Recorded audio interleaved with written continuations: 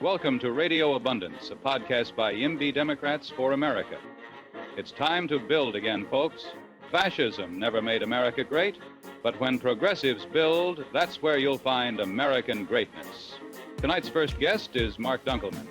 A fellow in international and public affairs at Brown University, Marc is the author of Why Nothing Works, Who Killed Progress, and How to Bring It Back. He'll be followed by Daryl Fairweather, the chief economist for Redfin. Her new book is Hate the Game, Economic Cheat Codes for Life, Love, and Work. That's right, folks. Tonight's episode is a double feature of authors, diving deep into how we got into this mess and how abundance is the path to renewed affordability, a democratic revival, and a progressive vision of American greatness. You're listening to Radio Abundance, a podcast by YIMBY Democrats for America. Now let's get to the show. Please welcome your hosts for the evening, YIMBY Democrats for America co-founders Steve Boyle, Armand Domalushki, Nia Johnson, and Burhan Azim. And to kick things off, here's Steve. I'm Donald J. Trump, and I hate these guys. Hey everybody, welcome to week 3 of Radio Abundance. My name is Steve Boyle. I am here as always with my co-founders from YIMBY Democrats for America, Armand Domalushki and Nia Johnson. And we have a fourth today, a fourth co-host of Radio Abundance and a fourth co-founder of YIMBY Democrats for America. Please welcome, making his Radio Abundance debut today, Burhan Azim. Hey Burhan. Hey guys, I was a part of all the YIMBYs for Harris stuff and everything with all the great work that these guys were doing. City councilor in Cambridge, really into zoning and abundance stuff. We both passed a lot of really cool stuff in Cambridge, but also founded Abundant Housing Massachusetts 8 years ago. Been doing the housing stuff for a long, long time. My pet theory is that we call this so much of the abundance movement, but that, Ezra and Derek can always talk about how they picked it up from YIMBYs beforehand. And I wonder, Abundant Housing Massachusetts, Abundant Housing LA, so many of these orgs were named after abundance. If, that's how so much of the origins of there's an abundance concept started. But just excited to be here for today. Yeah, that was something Congressman Jake Auchincloss mentioned, and Armand brought this up first actually and introduced this idea, and Congressman Auchincloss was really excited about it. The idea that YIMBYism really is I think Armand first called it the proto-kernel, not only of the abundance movement, but of greater transformations in the Democratic Party. Burhan, I think you're underselling yourself a little bit because you're somebody that we've been really excited about. I know Armand was so excited to have you be a part of YIMBYs for Harris and honored that you were a part of that event, to the extent that you've been mentioned on this podcast before in our first episode while we were talking about some of our great voices at that event. Obviously, we talked about everyone from Governor Wes Moore, Senator Elizabeth Warren, Senator Brian Schatz, Congressman Robert Garcia. But Armand also shouted out at your name as somebody who is in a more local government, kind of rising through the ranks, but is really a sort of a brilliant voice and advocate for this new vision and direction. So we're really excited. We were honored just to kind of connect and talk about deepening the partnership, and so excited that you've joined us as a co-founder and a builder of this journey. One thing I find really exciting about having Burhan here really quickly is I feel like I spent so much of my life, all of us have, duking it out with city council members or trying to block housing.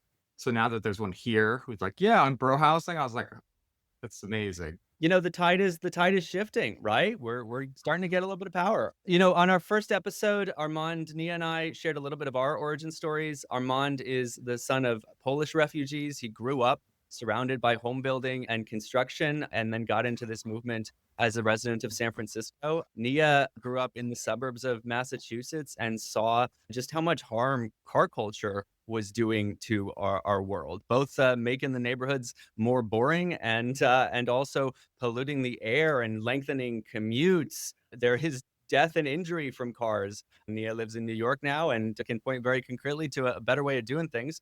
I shared my stories. I got my interest in politics was stoked by surviving terrorism as a young age, and then kind of growing up and building my life as an artist in San Francisco, seeing how that city's scarcity immiserated and hollowed out the artist community and the most vulnerable and marginalized people most of all, and then seeing the city fail to build affordable housing because residents and neighbors who talk nonstop about how we needed it could still say, hey, this abandoned lot or this empty McDonald's, I don't want 4 stories and shadows near me.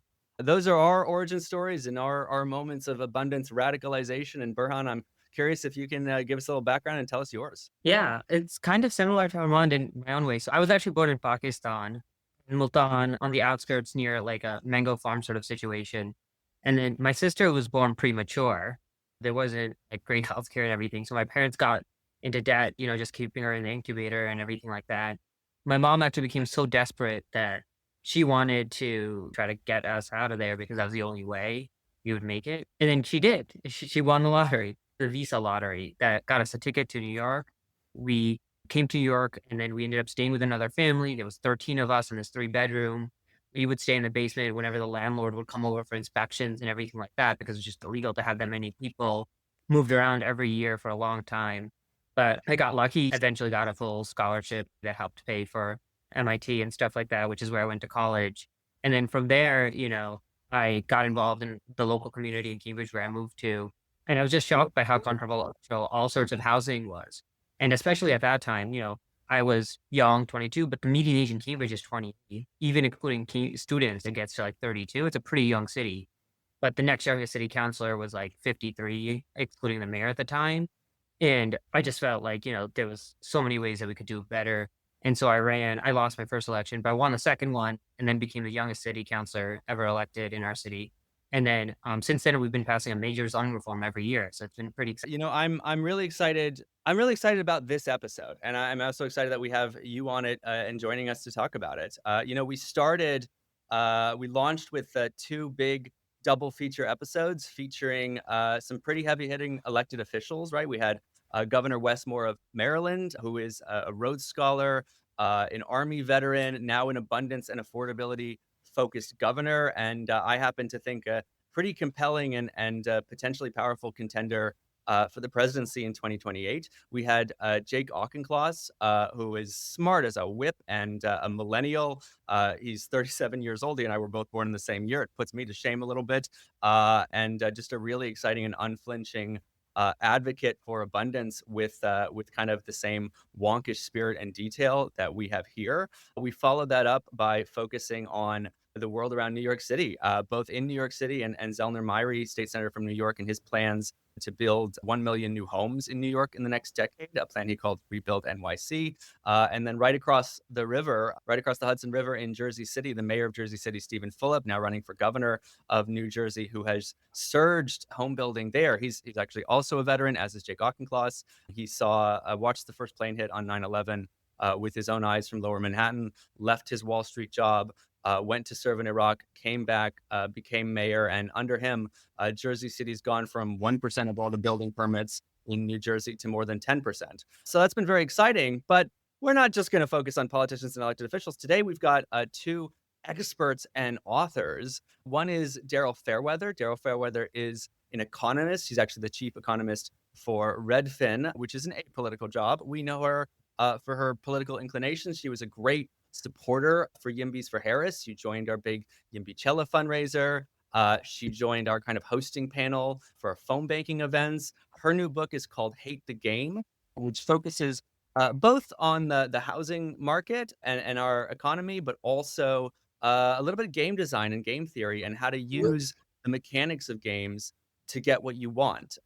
She had a few great kind of references that we'll talk about later on the interview. She talks about the housing market as a kind of musical chairs, where not only are we kind of all fighting for our dwindling supply of chairs, but if you have a home, then you lock down your chair so other people have less chairs and make sure less chairs get added to the game, which I thought was a pretty great metaphor for the scarcity of a game like that, where you're trying to have only one winner versus a game like a country and an economy where you want everybody to be a winner. And so we need to add more chairs. We also talked with Daryl about the game Monopoly and what it has to teach us about how, the first person to amass wealth and privilege can build on that and is basically set up to win the whole game from the start. So Monopoly is a rigged game. And that led us to talk about the economist Henry George, the creator of Monopoly, was a Georgist, kind of best known for the ideas on like a land value tax and the notion that the land that somebody owns derives its value from the contributions of everyone in the community and the arts and culture nearby, and schools and police and firefighters. And so even better than taxing income, if you want to take on wealth, is to tax the value of land, both as a way of equalizing society and raising revenues, but also as a way to motivate people to get the highest value from that land, which is usually to build homes and make sure more people can live there. We also talked today with Marc Dunkleman, the author of Why Nothing Works. This is one of a trio of books right now, along with Ezra Klein and Derek Thompson's Abundance and Yoni Applebaum's Stuck, that kind of, as a sort of package, form a sort of 3-volume manifesto for the world of abundance. And Marc Dunkelman's Why Nothing Works is a phenomenal exploration of how we came to find our system the way it is today, how yesterday's solutions become today's problems. On this podcast and in our movement, we talk a lot about progressive abundance, the idea of a world of abundance for citizens and markets, yes, but also for governments and for achieving progressive goals with both the markets and citizen entrepreneurship, but also government entrepreneurship and creating new things. So one of the things that's really exciting for me is that Marc Dunkelman's book, Why Nothing Works, is largely very much about the origins and history and evolution of the progressive movement, going way back well over a century, talking Teddy Roosevelt, talking populism versus progressives, and the fights within the progressive movement between radicals and reformers. And specifically, one of the things he focuses on is the tension, both throughout the progressive movement, but also through American politics in general since our foundings, between what he would call the Hamiltonian impulse and the Jeffersonian impulse. That is to say, a Hamiltonian push to centralize authority in order to build things, which is well represented in the movement from the Articles of Confederation to the actual United States of America, that has the ability to levy taxes and have a bank and make the country work, versus Thomas Jefferson and the idea of diffusing centralized authority so that you can't have tyranny and monarchy. And so the progressive movement itself has both of those tensions. How do we centralize authority to do things? But what happens when we diffuse authority to stop bad things from happening, but inadvertently stop good things from happening as well? And one of the subjects of that conversation that you'll find is not just the tension between those two ideas, but the fact that both are in crisis right now. We kind of have to do both. We have a world where we've diffused the central authority to be able to create things and the power of creation, which has led to a world where neither governments nor markets can build enough housing and amenities. And we have a world where the power to destroy things is being centralized and amassed, as expressed in the Trump administration. If our missions as YIMBY Democrats for America are to build America and defeat fascism, building America kind of requires the Hamiltonian impulse, and defeating fascism requires embracing and enhancing the Jeffersonian impulse, and we have to walk and chew gum at the same time. When it comes to defeating fascism and the threats of centralized authority, man, this week, I think we've been seeing that in really deeply stark terms. JD Vance on Twitter had a few tweets that I thought were really terrifying, that actually, honest to God, sent chills down my spine, because, Trump has long been the sum of all the founding fathers' fears, but he's fairly incoherent in his blabbering. So he doesn't really articulate always kind of the rationale behind that movement. So to me, to hear JD Vance, who is highly intellectual and highly articulate, speak the case for fascism and dictatorship is chilling. So in particular, he said, to say the administration must observe due process, and he puts due process in scare quotes, is to beg the question, what process is due as a function of our resources, the public interest, the status of the accused, the proposed punishment, and so many other factors. He followed that up by saying, hey, you can't articulate a deportation standard that would simultaneously satisfy left-wing critics, satisfy due process, which again he puts in scare quotes, would be workable given resource constraints, and would also deport illegal immigrants. And first of all, I want to point out that we are not just talking about illegal immigrants. First of all, if there is no court trial and no due process, then all of us are illegal. Because if they say we are and there's no trial, then we are. There's nothing to stop us, and all of us are deportable. They're also, at the moment, stuffing legal residents and legal visa holders into vans, disappearing them, kicking them out of the country because they don't like what they're saying with their free speech. And Trump, just this past week, talked about building concentration camps in El Salvador for what he called homegrowns, which is to say American citizens. Vance also said, quote, a burden of proof, in scare quotes, and a trial, in scare quotes, and suggested that having proof and trials, again in scare quotes, was preposterous. quoting specifically that imposing the death penalty on an American citizen requires more legal process than deporting an illegal alien to their country of origin. What he is saying here, the argument that he is making, is that the rule of law and human rights are too slow and too expensive, so Trump must become the law. And any of us are illegal, and any of us are deportable if Trump says we are. It's something Elon Musk's been saying a lot too. He often says, and recently said, there's a quote, if the bureaucracy is preventing the president from implementing what the people want, then we live in a bureaucracy, not a democracy. But of course, he's got the American system backwards, which vests the power to make law and determine spending with Congress and not the executive. You know, years ago we said, or I said at least, that Trump was a fascist, and people said that's extreme. A couple years after that, you've suddenly got his former chief of staff, General John Kelly, saying that he, quote, fit the definition of a fascist, frequently praised Hitler, and would govern like a dictator if he was elected again. You had General Mark Milley, his former chairman of the Joint Chiefs of Staff, saying he was, quote, fascist to the core and, quote, the most dangerous person ever.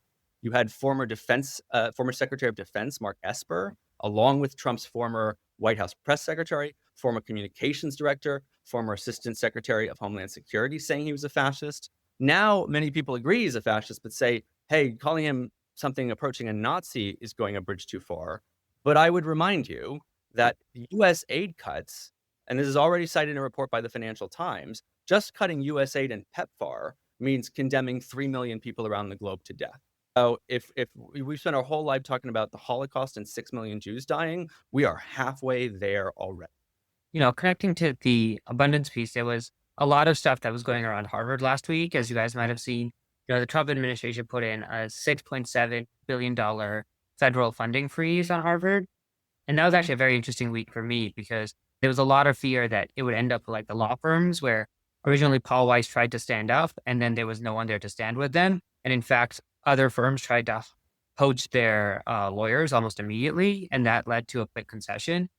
And so there was a lot of work on our side in terms of the city of trying to organize faculty. We do an impromptu rally that was a lot of work, but in a couple of days, we got 1,500 people. The faculty, as part of the American Association of University Professors, filed a lawsuit. And then by the time we got the governor and attorney general and everyone else who are like kind of supportive as well, Harvard realized that they did have other people to stand with them. And I think that was a really big difference, knowing that, you know, they weren't just going to be doing this alone. And the reason I bring that up is that the federal funding freeze is now in effect. And a lot of the biggest things is like, you know, Ezra and Derek talk about all this clinical research and everything like that. And honestly, most of this federal funding freeze is for research, especially because we have many hospitals here. So there's like 20-year-long studies, entire careers where they were, you know, trying to cure malaria or something like this. And they both have had a funding cut off, but had funding cut off in such a quick and abrupt manner that there's no stopgap. And so a lot of those experiments are just over. And so I think it's like a very tense and interesting time, but also in a way that, you know, I think will have a lasting impact on the research side. That was my own little personal connection hook that I just wanted to throw in there. Yeah. Well, it's amazing that you've been part of that and been part of standing up there. You know, JD Vance just said on Fox News, if the IRS can go after you because of what you think or what you believe or what you do, we no longer live in a free country. But that is precisely what he is doing as they decide they want to punish Harvard's speech and actions by revoking tax-exempt status and taking on that institution. So they're doing it, and they're telling you what they're doing, and they're telling you the stakes of it. Armand, what do you think about all this? I hate the Trump administration for putting me in a position where I have to be on the same side as Harvard on anything. It's very clear that the Trump administration is trying to pick a fight. There was a negotiation, and initially the conversation was similar to what like they asked from Columbia, but Columbia folded. So then they went to Harvard and they just gave them such ridiculous demands. It was very clear that like they wanted this fight. It's essentially saying that like who Harvard hires, who Harvard admits, should be controlled directly by the Trump administration using an incredibly vague criteria that they can define at any moment. Like that's crazy. And then this like affirmative action for MAGA too, which is like every department needs to have enough students and faculty that are MAGA. Oh, it's crazy.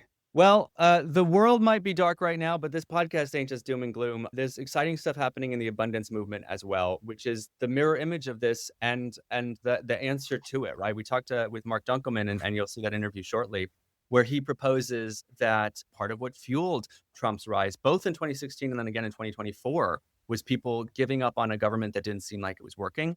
But I think what the point of this podcast is, and the conversation we've had so far, and what's happening and the sea change that's beginning, at least in democratic states among democratic politicians, is a movement for abundance as a movement where government works and our economy works and our society works for everybody. And something Marc Dunkleman articulated was, yes, this is everything that holds us back from building and creating. That's a problem we created, and that's sad and embarrassing and interesting to learn about.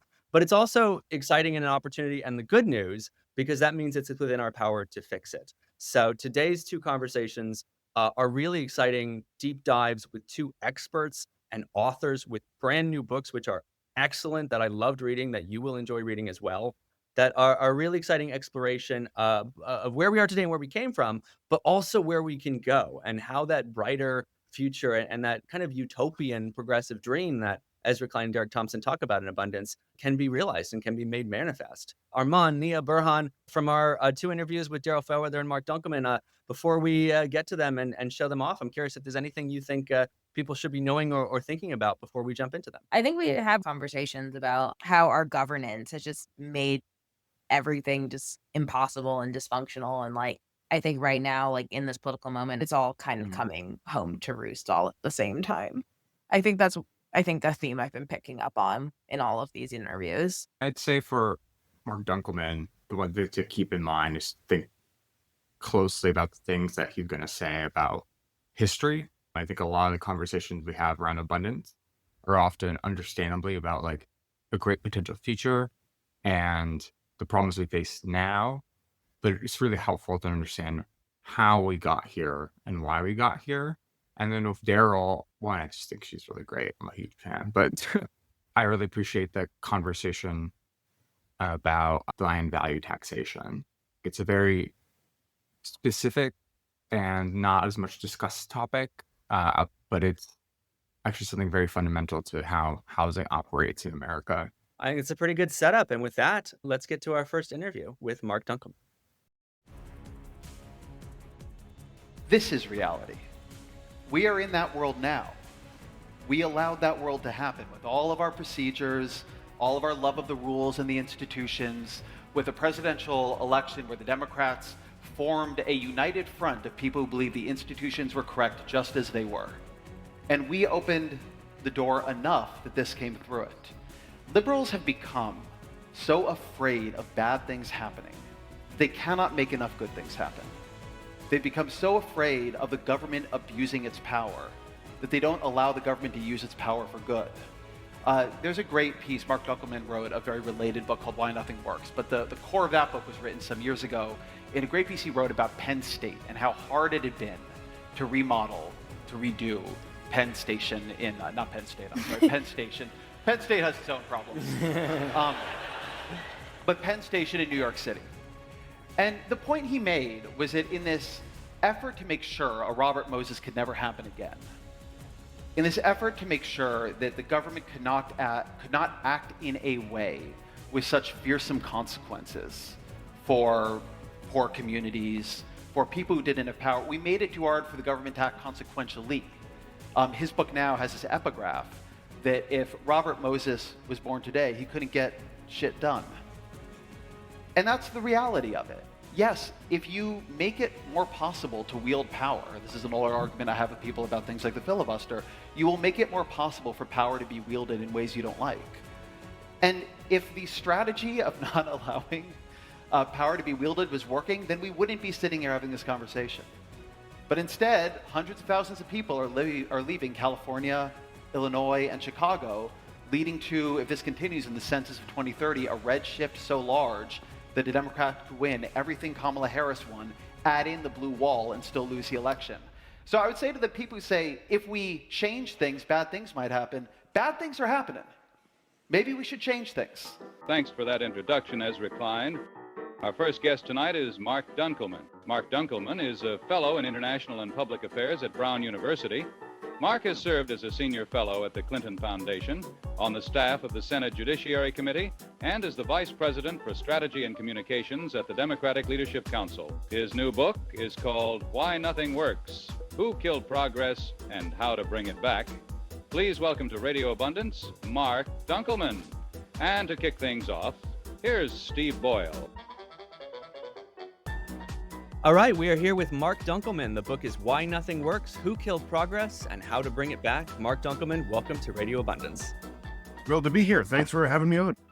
We are equally thrilled to have you here. The book is spectacular. It is a must read, whether you are kind of a veteran of the YIMBY movement and the abundance movement and looking for really deep historical perspective and policy perspective about how the world we live in today came about and how to untangle some of that. I would also say if you're new to the movement, this is a spectacular way to deepen your understanding of it. You know, if celebrities pass away in threes, apparently visionary books come out in threes as well. So you've had Abundance come out by Ezra Klein and Derek Thompson. You've had a book called Stuck: How the Privileged and the Property Broke the Engine of American Opportunity by Yoni Applebaum. And you've got Why Nothing Works by Marc Dunkleman here. And, you know, if Abundance by Ezra and Derek is kind of a 101 and a spectacular introduction to the broader ideas and broader movement, I think of this book as the next step and the next level, your kind of 201 course on the deep historical context and how this came to be. I was also thrilled because it focuses on progressivism and the progressive movement from its origins to today. You explore a kind of a key tension within the progressive movement that I've also often seen as a key tension within American politics more broadly since the founding, which is a sort of a Hamiltonian impulse to centralize authority to get stuff done versus a Jeffersonian impulse to diffuse authority to prevent tyranny. Today, we are in the midst of two crises that are fueling each other. So on the one hand, you've diffused the power to create in a way that has rendered governments less effective at delivering for their people and caused a lot of people to give up on government. And what that's led to then is an administration that is currently centralizing the power to destroy. And so we are seeing the ill effect of both movements at once, which is to say, the question here that I want to start with, Marc Dunkleman, what the fuck do we do?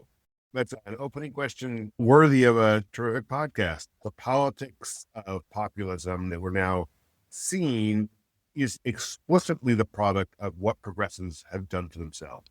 They've rendered the tool that they want to use to make life better for ordinary people incompetent. They've made it so that government seems more like a problem than a solution. And as a result, people have looked to a strong man who's going to break through. This is something that is both hard, I think, for a lot of progressives to hear, but also welcome. We did this to ourselves, meaning, one, that we are culpable in some way collectively for where we are today. Like we rendered government incompetent in ways separate and apart from what conservatives have done to quote unquote starve the beast. That's one. But two, the upshot of that is that if we are culpable, we can, in fact, find a way out of it. We have some agency here. Like there are things that we can do to reduce the feeling that government isn't responsive to people's needs. What's so odd, and this is why I wrote the book, you're supposed to write the books that you want to read. I wrote the book. I didn't understand when at the beginning of this journey, how it was that we'd gone from a place where government did these enormous things to one in which it just feels like we can't build houses and we can't take advantage of the clean energy revolution.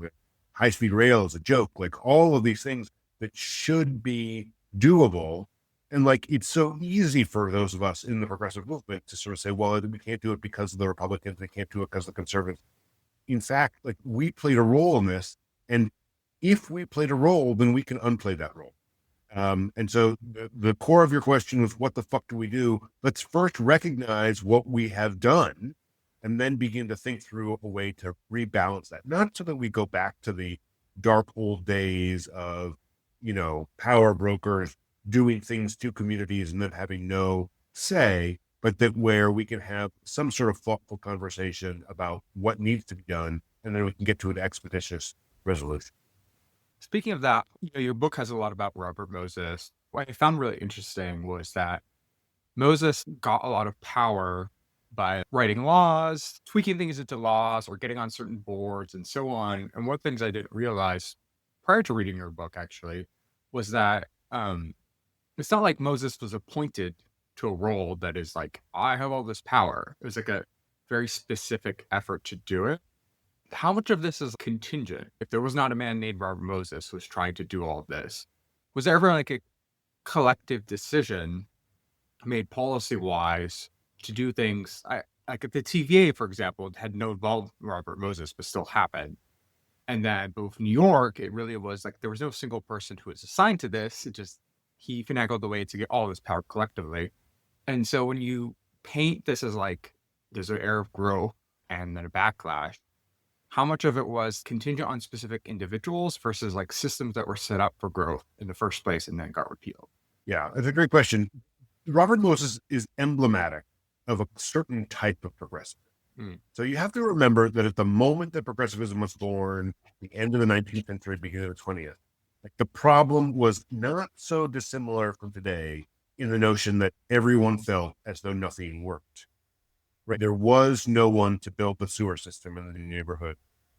There was no one to improve the roads. There was no responsible party who was going to build a school system that educated everyone. Power was wielded by political machines, by courts, by robber barons, and by sort of local politicians who were very parochial in the way that they thought about things. And the question among reformers at that time was, how do we take this power, which is so thoroughly diffused across all these various self-interested parties, and put it in the hands of figures who will do what is in the greater public interest? And so that was literally like a big part of what progressivism was. It was, how do we fix government? How do we make stuff work? And so the way that progressives answered that question in many cases was to say, let's take power out of the hands of the private sector. Let's take it out of the hands of these small-minded legislators. Let's take it out of the hands of these political bosses who are just catching chits with one another, and put it in the hands of people who will do the great public interest. They will build the dam. They will build the bridge. They will build the sewer system. They will build the transit system, whatever it is. And that notion that we were going to put experts who were publicly minded and not self-interested in charge of things was like the zeitgeist of the era. Robert Moses was among those people. So was David Lilienthal, who ran the Tennessee Valley Authority. All of these various figures who would come to be known as the establishment in the middle of the 20th century, like they were the outgrowth of a zeitgeist that existed within America, and specifically within American progressivism, which was that we explicitly wanted powerful, generally men, generally white men, generally WASP, to be in charge of stuff. And they existed in all realms. Like there were the people that were running the utilities or on the Public Service Commission. These sort of establishment figures were pervasive in American society. And that generation of progressives believed that they had the answers. Like that's what progressivism was about. Progressivism was a movement to get all the craziness out of the way so that those boys could cook. And then people, of course, realized like those boys cooking wasn't so great for everybody. And we pivoted toward a different regime. But Armand, your question is exactly right. Like Robert Moses was like, and the reason the power broker was so evocative is because everyone knew in different parts of their lives that there was somewhere in their own experience a Robert Moses sitting in the background somewhere, pulling strings and doing things they couldn't see or understand or have any real role in controlling. You know, speaking of Robert Moses, you write, I think in the introduction of the book, you talk about people coming up to you and kind of whispering, oh, this is why we need another Robert Moses. And of course they add, they say, you know, not the racist parts of Moses or his taste for more expressways or his penchant for condemning the homes of working class people, but someone with sufficient authority to drive projects to their completion. It's certainly something I think about a lot, right? You think, man, how do we get the Robert Moses that builds high-speed rails in public squares? How unfortunate we got the Robert Moses that bulldozes ethnic neighborhoods to build highways. how can we get the good without the bad? And by that same token, I think a lot about a government building cities, building neighborhoods. We talked with Congressman Jake Auchincloss about charter cities. It's also not lost on me that governments, and especially authoritarian governments, are really bad at this. You look at Xi Jinping in China building his own new cities or the new capital in Egypt, and they tend to be enormous and spread out and empty and devoid of culture. And so, why is government bad at this? How can they get better at this? I will throw into that too, that you look at how bad authorities are at that, and sort of you think, okay, well, centralized planning maybe can't do this. And then again, my example is often theme parks. Walt Disney was a centralized authority, and he was able to build neighborhoods. He didn't build homes there, but they are functional neighborhoods. And then even adding on to that, when we talked about that sort of opening tension between Hamiltonian centralization of power and Jeffersonian diffusion of power, and to be in a crisis that explains why both of those are important at the same time, the kind of idea that I want to add to that is that I was seeing a lot in the book is the difference between the power to create and the power to destroy, and how can we centralize and empower governments and organizations that have the power to create but diffuse their power to destroy. To put all of that together, the question is, why are governments bad at this? How do we help governments get better at this, but make sure that they have the sort of empowerment and freedom to build cool stuff, but not to tear things down? And what would a good Robert Moses today look like? I hate to paint with too broad a brush and say government is always good at one thing or bad at another. I also hate to divide government as either creating or destroying. Like, in order to build the high-speed rail line, certain neighborhoods are going to have to be destroyed. In order to build a transmission line that goes from one place to another, like certain portions of a forest are going to have to be bifurcated. And in order to replace a dilapidated single-family home that maybe someone is still living in and put up a fourplex, right? That single-family home has to be taken down. And so these things are all connected.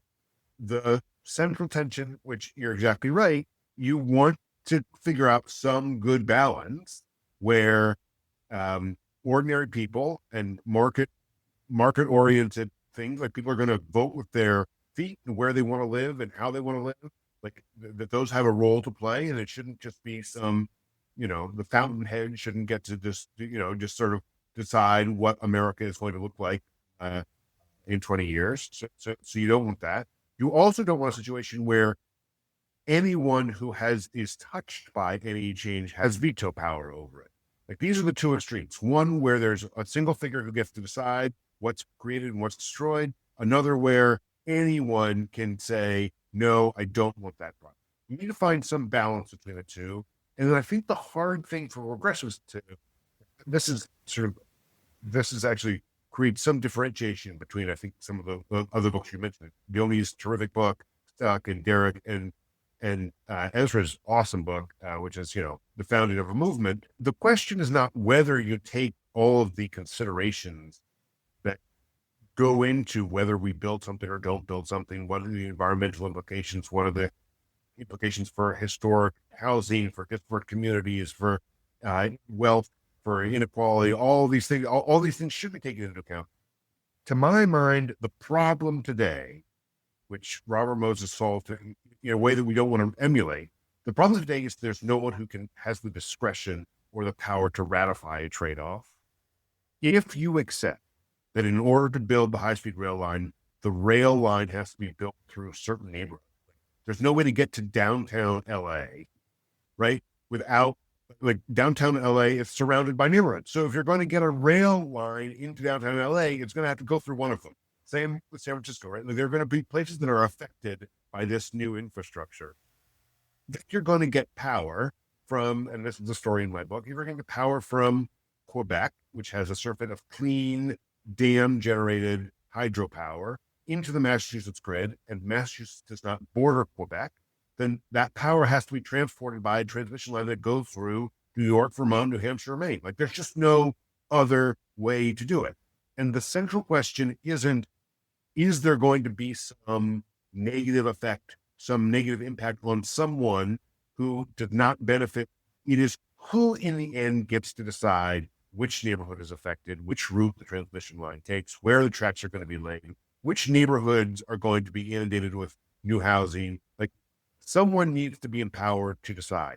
It can't be that it's a star chamber of one like it was with Robert Moses, but it can't be what we've created in reaction to Moses, which is sort of an unbelievable gauntlet, like an endless labyrinth of decision points where almost anyone has the leverage to stop anything from happening. And I think like that's the sort of secret sauce of my book, is that I'm really trying to home in on this question of who should decide. I just think it's one of these things where if you are traditionally progressive, and what I was before I started getting frustrated about this and examining myself 10 years ago, your view is, here's clearly the right thing.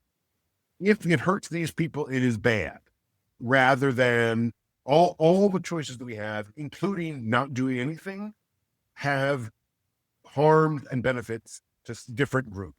We as progressives need to be in a mind frame of accepting that there are trade-offs to be had and wanting some responsible party to be making them in a way that benefits the great whole of us. Speaking of those trade-offs and the stakeholders, and one thing that I keep thinking about when I was reading your book was that there isn't really clear answers to who should have the power at what layer.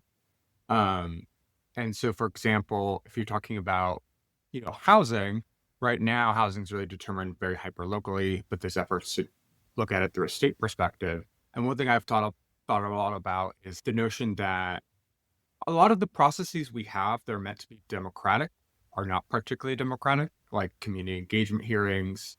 In theory, it's supposed to have public participation. In practice, you're going to get people who are more likely to be opposed to the project to show up, and people can show up by 2 p.m. on a Tuesday who are usually retired and more affluent. So in your work, was there any, stuff you encountered? Have you thought about how to structure democratic input in a way that reflects how people actually act and think? So, I think it's a great point. I want to address two things from that question. 10 years ago, 15 years ago, there was a whole explosion of research on what was called deliberative democracy at the time. There's a guy at Stanford named Jim Fishkin who did these really remarkable experiments where you'd have a community that was debating some mundane thing, like whether there should be a 5-cent charge on plastic bags. And people were divided about it. And he would gather people in the community to like a hotel conference center and poll them. And then take a representative sample and break them into groups, 10, 15 people, and have those people talk around a board table for an hour or two and discuss the pros and cons. And then he would re-poll them. And what was so remarkable was that like 75% of people came out of those conversations with a different point of view, because it never occurred to them like what the cost was of the environmental damage. Like actually having people talk to each other was a positive benefit. There was sort of a nation movement. I feel like it's not top of mind anymore, but like there is research to look at how can you get communities to engage in a meaningful way so that you're not just having sort of at this point, the weirdos who are engaged in local government, being the squeaky wheels that they get the oil. They aren't all weirdos. We go to those meetings and we're definitely weirdos. So. Fair enough. All right. So I'm on the right podcast. But that is you're absolutely right that the challenge is to get an authentic view. It turns out in many cases that people are more welcoming to development than you would think. Almost everybody wants there to be more housing. They just don't want it near them or in a way that's going to impact their property value or their neighborhood, or that's going to crowd their school. So like this is why the question, who should decide, is so preeminent. You've got a local community that doesn't want the thing. They want it broadly. Like the bridge has to be built somewhere or no one's getting across the river. The power line has to be built somewhere or no one's getting the load. Like in all of these cases, the fundamental question is who gets to decide. Now, this is the second, Armand, this is the second part that I want to talk about, because you guys, this is YIMBY America. And I do feel like within the realm of abundance, YIMBYism has caught on in a way that I think that the other notion of regulatory reform and whatnot that compose abundance have not. I have a theory as to why that is. In the world of housing, the question is who should get to decide whether the housing project is built or not. And currently, the problem is that the neighborhood says no when the property owner says yes, right? The developer or a homeowner has purchased a property. They want to knock it down, or they want to add an accessory unit, or they want to add a third floor. They want to, whatever it is that they want to do to add housing. The person that owns the property is a yes, and the neighborhood, the people surrounding are a no. And so in that case, the challenge is to take the power that the neighborhood wields and move it into one of two places. One is up to a mayor, to a housing commission, to a state agency, to a federal, whoever, that would say, yes, you can build this thing because I, as the mayor, say that it can be built. Or you can take the power that the neighborhood holds and return it to the person that owns the property. That's moving it down. That's essentially a Jeffersonian solution. That is saying the neighborhood shouldn't be able to prevent me, who owns this property on the corner, from building, a triplex where there is a single family home. YIMBYism has taken off because we as progressives are drawn to the Jeffersonian impulse to push power down. We don't like the idea that some government bureaucrat or some neighborhood council will tell us what we're going to do with the property that we own. So there is a Jeffersonian solution to the housing crisis in that respect, right? Like if you own the thing, like even libertarians can be convinced that if you own the thing, you ought to be able to do the thing that you want to do with the thing that you own. That is a solution to the housing crisis that does not exist in these other realms of abundance-oriented development. There is no way to push power down to someone who will then allow you to build a transmission line above a forest, a neighborhood, near a school. There is no pushing power down to whoever it is that's going to run the railroad or build the railroad through the downtown that somebody else owns. In those cases, you have to move power up into some bureaucracy that's going to make a decision in the public interest. And so these are nuances, and like it's all abundant in the sense that these are all what Ezra and Derek call supply side solutions. Like we want more housing, we want more clean energy, we want more economic growth. But the distinction in the world of housing is that you can solve at least some portion of the problem by pushing power down, and that is part of the existing progressive zeitgeist in a way that pushing power up into figures that look like the man or the Robert Moses or the establishment is like we have been for the last 50 or 60 years really allergic to those types of people and those types of power dynamics. And so there is something very specific and different about YIMBYism than the rest of the abundance movement. I wanted to ask a question that I think is tangentially related. There was this article by Jerusalem Densis in The Atlantic about Americans voting too much and how there is so many opportunities to vote. And yes, in theory, it's a good idea because we all love democracy and democracy is good. But because there's so many instances of since decision-making power has been pushed so far down that being a citizen is a full-time job in and of itself. And I agree with her premise, but I've gotten into a debate with one of my mutuals about this where he's it's all good. The public should vote all the time. It shouldn't be a bad thing for people to vote. And I'm just but if people aren't able to show up or aren't able to participate, then what's the point? Everyone specializes in what they specialize in. And I think at the end of the day, if you're a regular person and you're not specialized in a particular area, all you care about is the end result. Like congestion pricing, for example, all you care about is that, okay, my commute is shorter. Do I know how to get to that result? Probably not. How do you think about balancing that out a little bit more? I mean, I think that you've gotten to what is the central question of American democracy.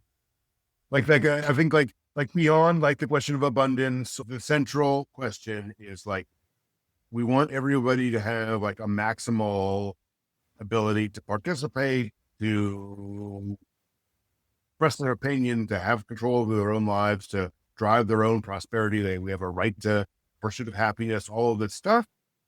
And also, like, if you gave me the right to repair my car, like, I don't know how to do that. So I actually need an expert to do it. Like, if that guy says that, I need a new catalytic converter, like, I don't know what a catalytic converter is. I certainly don't know what I wouldn't know how to replace it. I wouldn't know how to diagnose. It'd be crazy for us to vote on whether I needed a catalytic converter and expect that we're going to get a better result than if my mechanic says I do.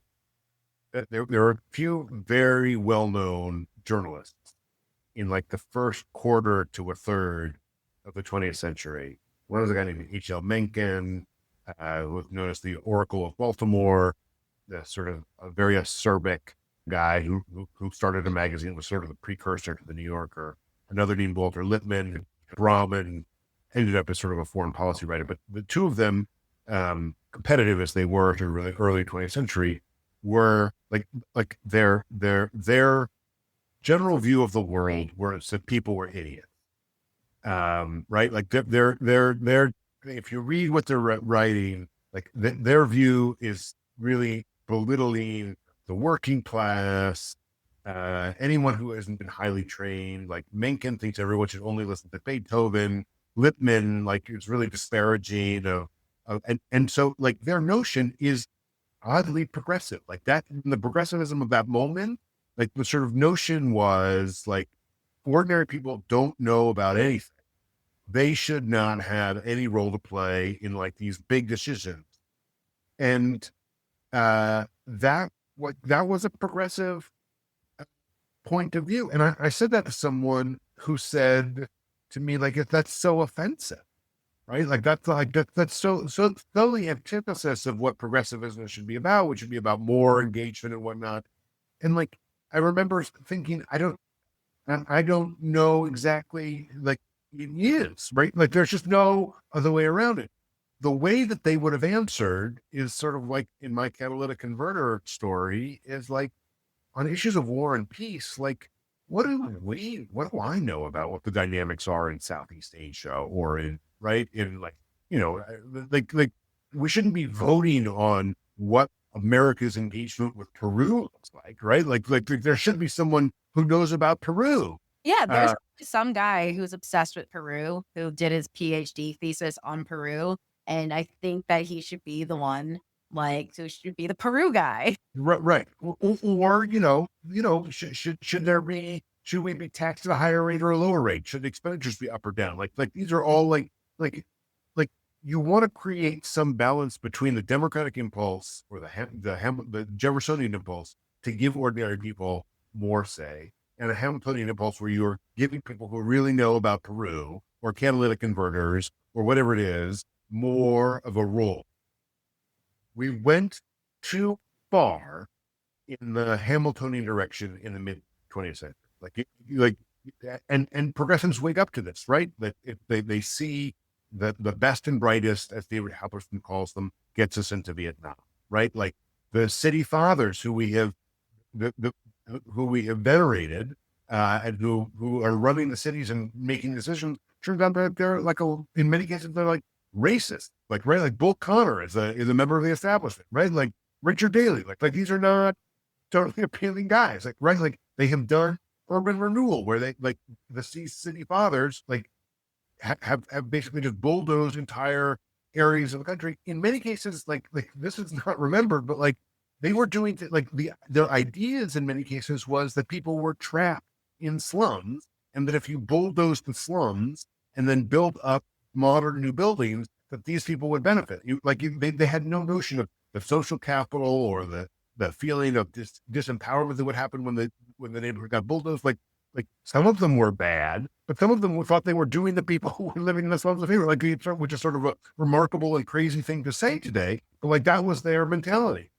Like in all of these cases, dawned on progressives that they moved too far in the Hamiltonian direction. That like the central problem was that decision making was too centralized, and that this establishment was bad. So to like Jerusalem's article, and Jerusalem's the best. She and I are doing an event in New York in a month. Super smart. understands all this stuff much better than I do, probably. But like there is sort of this, there is this tension. Like, in what situations do you want public engagement? To Armand's earlier question, like, what does that engagement look like? Is it a referendum? Is it a deliberative democracy poll where people are congregating at a hotel conference center in order to debate something? Is it just vote for your representative and give them all the power, or vote for them and then expect them to appoint someone who will be a star chamber in and of herself? Like what is the system? I don't think there's any perfect answer. And like, one, we know that in some cases these people are going to make, like, whatever you have, like, not everyone is going to be happy with the decision because there are trade-offs to be done. But two, it can't be that negative trade-offs, when made, are always an indictment of the process. And I think that's sort of the problem that we so frequently have, which is that the moment that some street is blocked off because of a project, or that a railroad is run through a town, or that a transmission line is placed in a place where it's inconvenient and ruins the view across the Appalachian Trail, or whatever it is, like, we as progressives say, well, clearly the process that we use is bad. Clearly we didn't listen to the people. Clearly we didn't. Well, the truth is that no matter how we make decisions, whether it's lots of voting or a star chamber, like, someone is going to get hurt at some point in the process. And we need to embrace a process that allows us to metabolize that frustration, because in the absence of being able to pay the costs that come with progress, there won't be any progress. I'd love, if you'll allow me, to riff for a moment and try to synthesize a few threads in our discussion, because we're on some topics that are so complex and so challenging and so fundamental and also fascinating to unpack. This question and our kind of meta theme of who makes decisions and how, thinking of Armand and Marc talking about city council meetings and how Dadaist they are, thinking of Nia raising that question of, do we vote too much? I think of, when I think of the founding fathers, right, they would have never, explicitly, they would have never said or thought of themselves as founding a democracy. Because in their definition, what democracy was direct democracy, and they thought that was anarchy, whereas monarchy was tyranny. And so how do you both sort of check those impulses and also try and harmonize them? And then over time, we've done two things. One is we've democratized who gets to vote and who gets a say, right? Extending enfranchisement first to non-property owners, then to non-white Americans, then to Americans who aren't men. That's, I think, inarguably phenomenal. We've also kind of democratized what we get to decide. When you think of, moving from maybe originally you elect your state government elects your senators. Now we directly elect senators. I think that's good. But of course, one of the things when you kind of knock on doors and talk to voters that comes out is A, everybody needs to have a voice in the process. And also B, it is unrealistic and even, I think, at times cruel to expect people, if you got to work all day, you got to have a life and see your family. Nobody has time to be an expert on all these subjects. So how do you kind of harmonize a representative democracy where you don't have time to study all those issues, but you know enough at least to say, hey, this is someone I trust. And maybe that person makes the decisions. Maybe that person then identifies who they trust to make decisions, and so on and so forth. This also, I think, really gets to this meta theme of both this book and kind of the wider trio of books in this movement right now, where today's problems are yesterday's solutions. We talked about, the environmental movement, and now we've gotten to the point where environmental laws are making it or hamstringing us in tackling climate change. We think about, you talked about, in the sort of unit of decision making in cities, right? If a city makes decisions on development, probably things maybe get built. If an individual property owner makes decisions on their development, probably that gets built. If the neighborhood does, then suddenly we get stalled. And so you take these different solutions and kind of Frankenstein them into a new homunculus that is a problem, which then makes me think, when I think a little bit about a kind of unholy collaboration between government and business. And what I mean by that is, you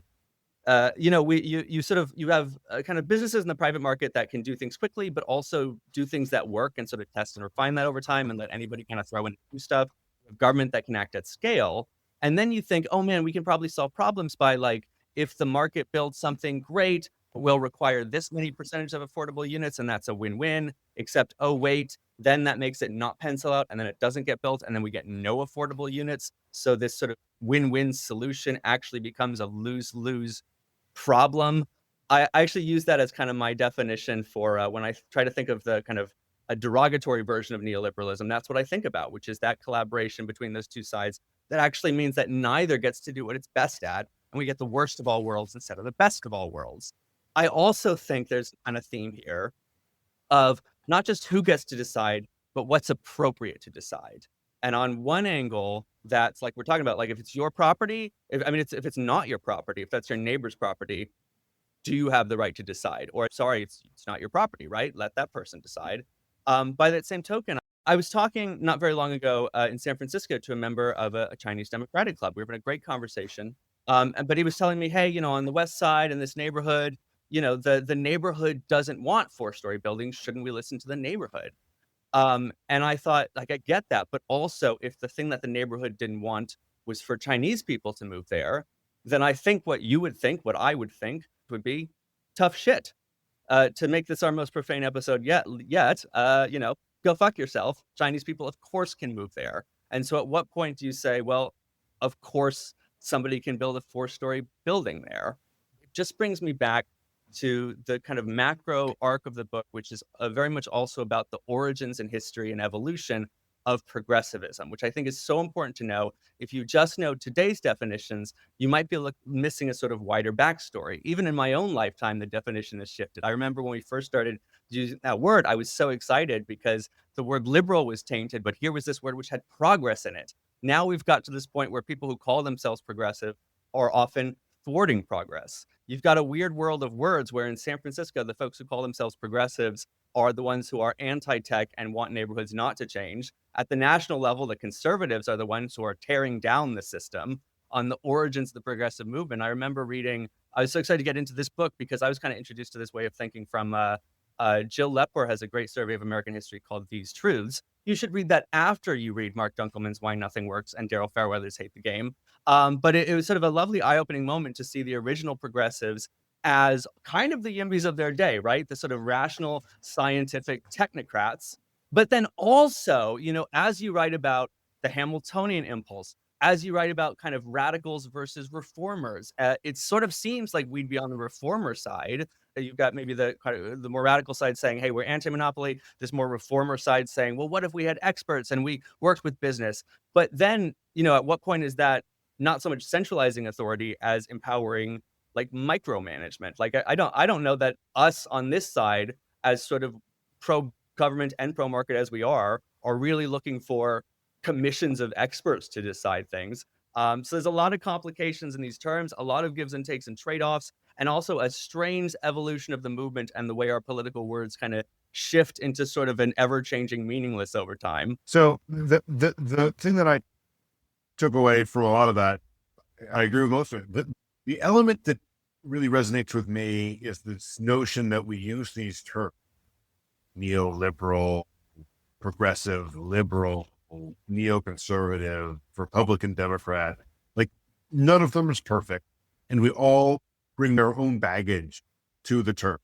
The hope for my book, or my hope for readers, is that I'm giving you a different terminology that cuts through all of this, which is that the Hamiltonian notion is that you take power where it exists and move it into the hands of someone who will make a decision because you've got some tragedy of the common, you can't build the sewer system, whatever it is, you put it in the hands of somebody above you who will make those decisions. And then a second impulse, Jeffersonian, which is that there is power above you that is oppressing you, and you want to return that power to individuals. So we're pushing it down. So Hamiltonian pushes power up, Jeffersonianism pushes it down. But both of these have a role in the scheme of progressivism. Progressivism is not either of these things by itself, nor is the American political tradition, right? Like right from the beginning, and you started by talking about the founding generation, right? Like right from the beginning, they have the revolution. They don't like the powerful Hamiltonian monarch, right? They don't like the crown. And so they create a very Jeffersonian system in the Articles of Confederation where all the states are able to do their own thing. They realize that that doesn't work, that you can't have a monetary system, that people aren't paying back the Revolutionary War debts, that like you can't tax it, like the regulatory scheme doesn't work, like it's a disaster. So the Constitution, which replaces the Articles 10 years later, is a Hamiltonian correction to a Jeffersonian move. And then we go back and forth through history, just repeatedly moving a little bit to the Hamiltonian side and moving things power up into a centralized direction, and then to a Jeffersonian side and moving it down. We in my view, right now, progressivism in particular has really got a Jeffersonian bent. Like we're very averse to power culturally. But to your point, into the Lepore book, the beginning of progressivism is this strange mishmash, right? Like we have moved from the 19th century agricultural economy into an industrial economy. There's a growing middle class. Places are connected like they never have been by railroads, which means that like these men in top hats who look like the guy on the Monopoly board are making decisions that affect people in far off places in ways they didn't before. And so when you look at the way that high school history books teach progressivism, it includes this litany of changes that progressives seem to want. They wanted, women's suffrage, and they wanted income taxes. They wanted this and that. But among the litany, they will say they wanted blue ribbon commissions to control things, and they wanted public referenda, right? Those are two things that are totally at odds with each other, right? A blue ribbon commission is empowering some group of experts to make a decision. It is explicitly Hamiltonian. A public referenda is letting ordinary people decide issues without the middleman of a legislature or a legislative process. It's letting people basically just vote on laws. Like that's a very Jeffersonian solution. Nothing else comes from this book. I would like to give particularly progressive the emotional and intellectual permission to say, we need to balance these two things. Like neither of them is good, neither of them is bad. If you look at the world of reproductive rights and say to yourself, I think that women should have control over their own bodies, I am pro-choice. That is a Jeffersonian impulse. I agree with that. Like, right, like that you can say that, and you can say, if we're going to fight climate change, somebody needs to be empowered to say to the people that are emitting carbon into the atmosphere, you can't do that anymore. That is a Hamiltonian solution. To be progressive, you don't have to be one of these things or the other. You don't have to be a Hamiltonian progressive or a Jeffersonian progressive. These are two ideas that we all hold in our head. The question is not to be consistent or to be extreme on any one. It's to think about these two things and realize that we need to come to some balance that works. Isn't the Jeffersonian ideal a bit of a crock of shit, to be honest? Like, in a sense, like even Jefferson isn't in some sense. The Jeffersonian ideal had always been a bit of a crock of shit in the sense that like Jefferson said that he wanted to represent like the common man, but what he meant was landowners who were white men, and that discounted slaves, discounted women, discounted people of color. A majority of people were not represented by the Jeffersonian ideal. And if you look at it the modern day, the Jeffersonian ideal would say community hearings, but it's actually giving power to the people who show up at this hearing who are older, wealthier, more tired, as opposed to like the majority of people in the city who are pro-housing. I feel like there's a tension between this idea of devolving to the common man, but it's often actually very anti-democratic because it doesn't reflect the will of like a larger majority. I mean, I think you're getting to a real tension there. I'm not going to go so far as to say that Jeffersonianism is a crock of shit. I mean, Jefferson may have been a bad I wasn't saying that exactly, but yeah. Yeah. I mean, I think that the reproductive rights movement is a Jeffersonian movement, right? In the sense that you're trying to empower women to control their own bodies, no matter what the majority of the country says. If 75% of the country was pro-life, I would think my feeling is still that a woman should be able to make that decision on her own. I think that if you ask the country in 1947, like, should anyone who wants to rent a room for the night at a hotel be allowed to do it no matter their race? I think in most cases, like the majority of the country says no. I think that the person that owned the hotel should be able to say, I don't want African Americans in this hotel. And the Jeffersonian notion is no, that power should be taken from the hotel owner and devolved to the person who wants to rent the hotel. There are cases where I think that the Jeffersonian notion to push power down to the individual is actually the right way to go. I don't think that the Jeffersonian reaction to Robert Moses and to the best and the brightest and whatnot, I don't think that was misplaced. I think that was a moment in time where we had developed too much of a Hamiltonian system where there were these unimpeachable voices. Yeah, Armand, as you mentioned that, it brings me back to this question we mentioned earlier, which was not just who gets to decide, but what's appropriate to decide. And as you were talking about Jefferson, that made me think a little bit about the mythology and practice of any political movement, because there's always going to be some discrepancy and some hypocrisy there, right? In America, that's obviously best expressed by we are a nation of freedom and democracy and human rights, and also we started as a slave nation. And both of those things, neither one is less true for the other. They're both true at the same time. I think of two historical examples right off the bat. First is, we passed this Constitution, passed the Bill of Rights, free speech, how exciting. And then our second president, John Adams, immediately you've got the Alien and Sedition Act. So that's out the window. Jefferson himself, you mentioned this tension between him being, anti-centralized power while also being an elitist and a slaver. I think of the Louisiana Purchase, which Jefferson was very explicitly said, I do not have the authority to do this. And also, come on, guys, we kind of have to. He wanted to take it to a vote, and his team said, dude, are you crazy? That's going to be a disaster. And we did it, and it changed the course of the nation. I think as we're talking about this, we've talked about Jeffersonian and Hamiltonian impulses ebbing and flowing. We've talked about the complexity of holding both of those tensions in us at the same time.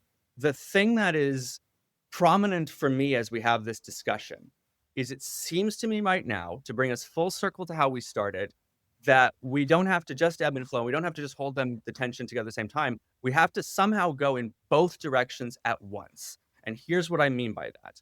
YIMBY Democrats for America, we have two missions. It's on everything we put out there: build America and defeat fascism. You have to do both. If you only do one of the two, we're in trouble. And you can't do one without the other. But building America takes oftentimes a Hamiltonian impulse, and defeating fascism, I think, takes a Jeffersonian impulse. And somehow we have to, we can't even just find a balance. We somehow have to find some areas to escalate one, some areas to escalate both, figure out how to resolve the tensions and contradictions within that. Because if we can't walk and chew gum and somehow move in both directions at the same time, we're in a heck of a lot of trouble. I agree with all that. I mean, this is the political element of the book we haven't gotten to, but my view is that the reason that people have embraced Trump is because government doesn't work. The Democrats, party of government, have made government not work. And that is a shitty way to get people to vote for it, right? If you are the champions of government and you are breaking it, you're asking people to invest in an institution that they see as broken and that you are claiming is broken, right? Our mantra is you can't trust the government, but that is the Democratic point of view in lots and lots of it's ripe with racism and patriarchal and colonial and settler and whatever.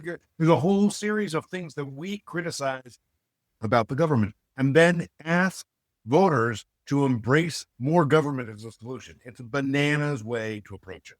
It's one of the reasons that it was so frustrating to me. We are essentially asking the American people to vote for the other party. And I think that's what's so remarkable about it. Trump is just not an appealing guy. Most people fundamentally, certainly a majority of the country, in my view, do not see Trump as a good guy. They are voting for him despite all of that, because they think that we are part of some cosmopolitan elite that cannot figure out what is straight and what's passed backward. And until we get out of our own way, until we prove the government can produce, we're going to be pushing voters and our own movement into a ditch forever. And so, to your point, build America and defeat fascism, the best way to defeat Donald Trump is to have a government that works. We should be the party that is making government work. Exactly right. And this is the mission of the organization, right? We have to clean up the mess we made. by taking down Trump, but also building up a successful and attractive alternative. You're never going to bring people back to the brink until they don't have a better option and a better way. I'm curious what we didn't talk about today that you think is both important to inject into the conversation, and that might excite and entice people to read the book that they don't know yet is waiting for them there. The appeal of the book is that I'm trying to place this moment in a historical frame so that people can understand how we got here and not feel as though if they deviate from the old progressive tradition or the present progressive impulse to stop development and to stop things, that they are somehow bad progressives. So that's the plug for the book. It's like, give yourself some license to understand the broader impact. And then, I think what is exciting is that now, like, Jennifer Polka has a piece out today about how Democrats can't just be the anti-Trump. We need to have our own proactive message. My hope is that these books, Derek and Esther's book, Yoni Avalon's book, Stuck, that these books are the beginning of a broader conversation that we can have that puts progressivism back on the right track. Awesome. Marc, give us the final pitch. Tell us where to find it. Book is Why Nothing Works. You can find it everywhere books are sold, not even fine books, just any books. It is, I mean, a genuinely phenomenal book, a compelling and gripping read, and eye-opening as well, with phenomenal details from the history of how we got to this point that I think gives us the context and the framework we need to untangle the mess we've made and build a future we're proud of. I read a lot of books. I'm a giant nerd. I've been obsessed with this space for over 10 years, from like literally going to city council hearings as an MD. It is very rare that I would say that there's a book that like completely like changed the way I see something. It's like, oh my God, the 10 years of my life have been doing this are part of a much larger historical context I had no idea I was a part of. And so like, please buy the book. It's fucking great. It's all awesome with you guys. Thank you for having this conversation with me, and I look forward to engaging again. Thanks for being here and joining with us on Radio Abundance. Let's keep it flowing, and great to talk to you today. All right, that was Marc Dunkleman, the author of Why Nothing Works. Nia, you had a great point about how in trying to expand democracy, in many ways we've actually watered down representative democracy, and I'm curious if you wanted to expand on that. Yeah, I think it's like something that you see very frequently. I think in some ways it's hard to be civically engaged. Life is so crazy, especially if you're working. Like, there's so many demands in terms of like your work-life balance. Americans, out of all the developed nations, I think we work the most. And if we all are working and our pay is not entirely covering our expenses, then it's like, how can people be civically engaged if everyone has to work almost twice as hard in order to live? And it also, I think, creates an environment where it's like only the people who are like wealthy enough to make their expenses are the ones who have the time on their hands to go to these meetings and be civically engaged. And like, yes, it's democracy on its face, but like, is it really democratic if people are effectively barred from showing up because they have to work or they have to take care of a family or they have other things to do? Yeah, It's kind of fucked actually how the housing crisis is like rent is really high, and so we have to work, and so we don't have time to go to hearings, which then are only people have time, people have housing. They oppose the housing, which makes it more expensive, which makes us less able to go to hearings. Yeah, exactly. I think there is a balance to be struck, and I agree with Marc that we've swung too far on the Jeffersonian side of decentralized governance. There is value in having input from everyday people, but I think it's a question of like, how granular does that need to be? Especially because like everyday people do not care about every little thing. At the end of the day, people just want no potholes. They just want to drive on the road or bike or skate or whatever and not feel a pothole. They don't really care about the origin of potholes or how potholes form. They just want no potholes. But there might be some weirdo somewhere who really, really, really cares about potholes. And I'm just like, let the pothole weirdo fix the pothole. What if it is a historic? The historic pothole, guys. It is like the historic pothole. It's been in our I community. think we need to have years. 5 years of environmental quality review to determine the historic status of this pothole before we can make any decisions about the pond.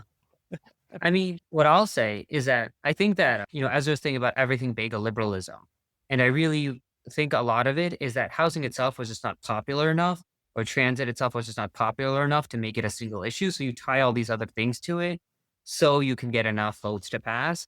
And I wonder, how much of it is like getting people to believe the supply demand argument, and how much of it is having those conversations with people such that they're willing to fall in love with the city again, that it's actually really nice to be able to walk and to get around in this sort of way. And that, people are community, not just a nuisance or a pollution. I think that's going to be a big culture shift as well. And you see, I think in some ways it is a generational shift. Mark made this point about why he thought that housing went first, which was very interesting. I don't know if you guys have thoughts about like why UBism started it with housing versus, UBism for transit or high-speed rail in California. I wanted to push back on him at that point. 'Cause I keep saying how long I've been in this. Like, I want to be clear. I was not like any important figure like Sonia Trout, Laura Clark, like Brian Hanlon. Those sorts of people like now have big important positions in housing. But I was there, and like all of us are renters, like every single one of us. The reason that it became like a huge priority for us was that our rent was really high, and we were young and like trying to make it in the city. And we figured out that the reason this was happening is because there's lots of people who goes to these obscure things called the Planning Commission and the Zoning Appeals Board who block it.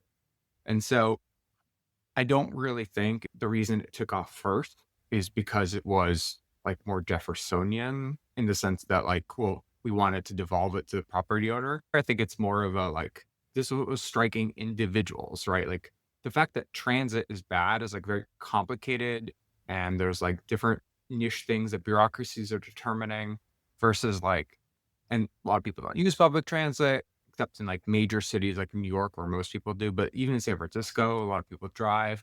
And then clean energy, it's like, that is, well, people wouldn't even know how to interface with like the decision to make a transmission line. The housing was like a very discrete thing. Like you're trying to get rent, trying to pay rent, trying to get home. It's so immediate, much more clear. And I think that's why it was the kernel.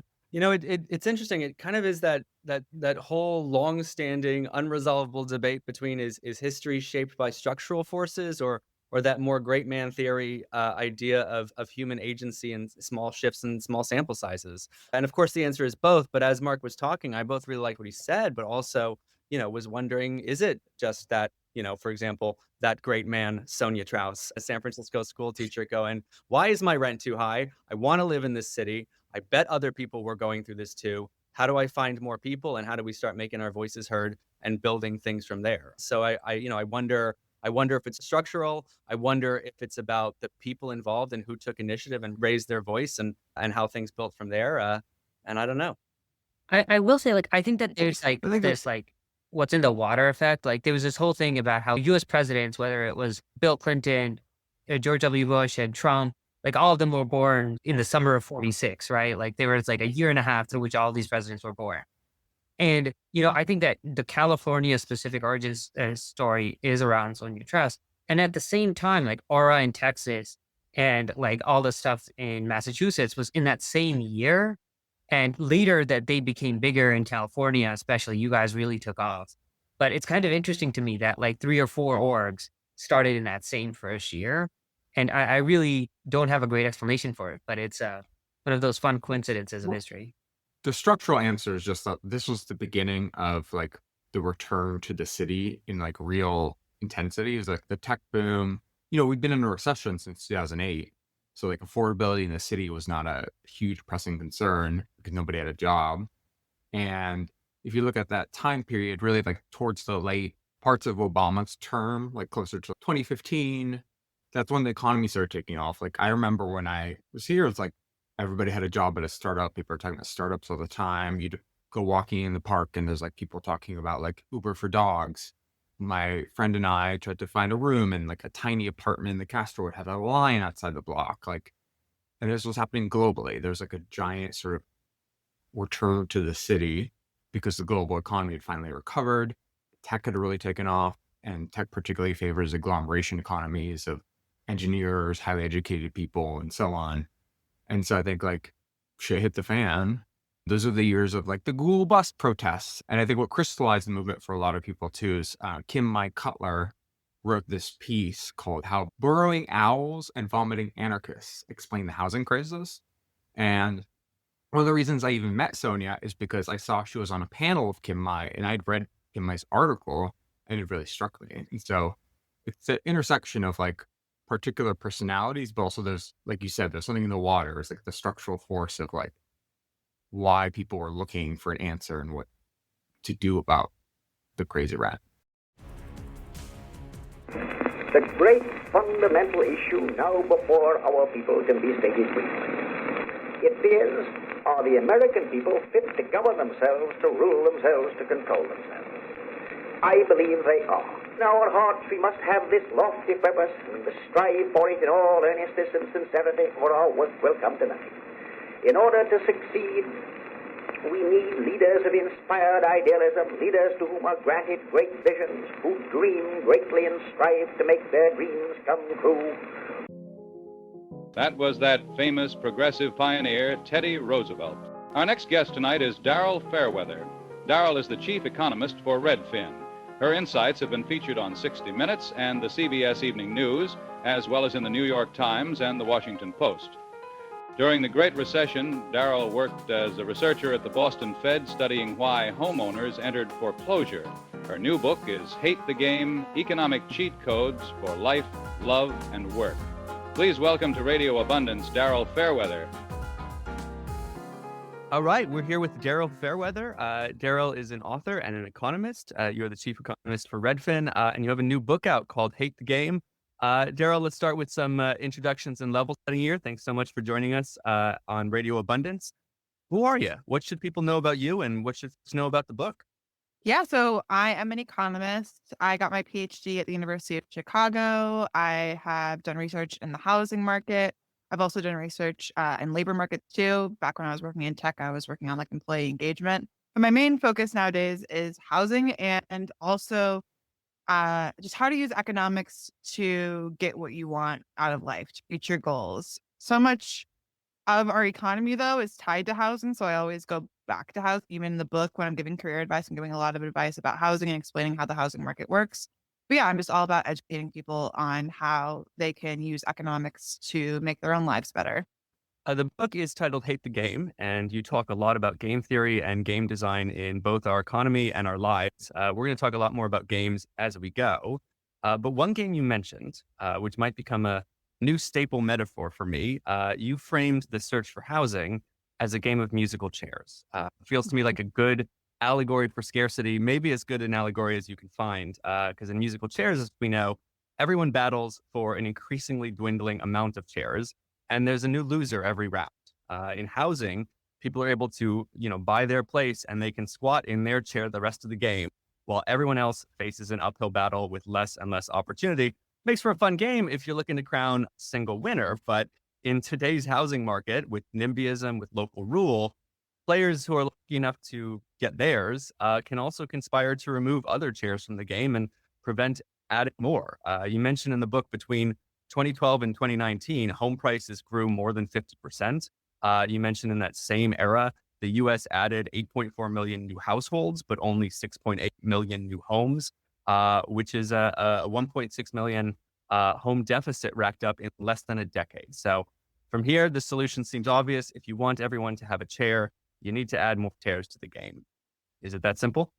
Yeah, I think that's right. The housing market is even more unfair than musical chairs because it's like once you sit down, you don't have to play anymore. And if you kick chairs out of the circle, then your prize money goes up. It's like really perverse the way that the housing market is set up. And I think it's really interesting that we got to this place just from like an incentives perspective, because like we don't have to have a housing market that works the way that it does, but because of local control and the way that we give homeowners, the people with the chairs, the right to write the rules essentially of the game, we have this broken system that really only benefits people who are already homeowners.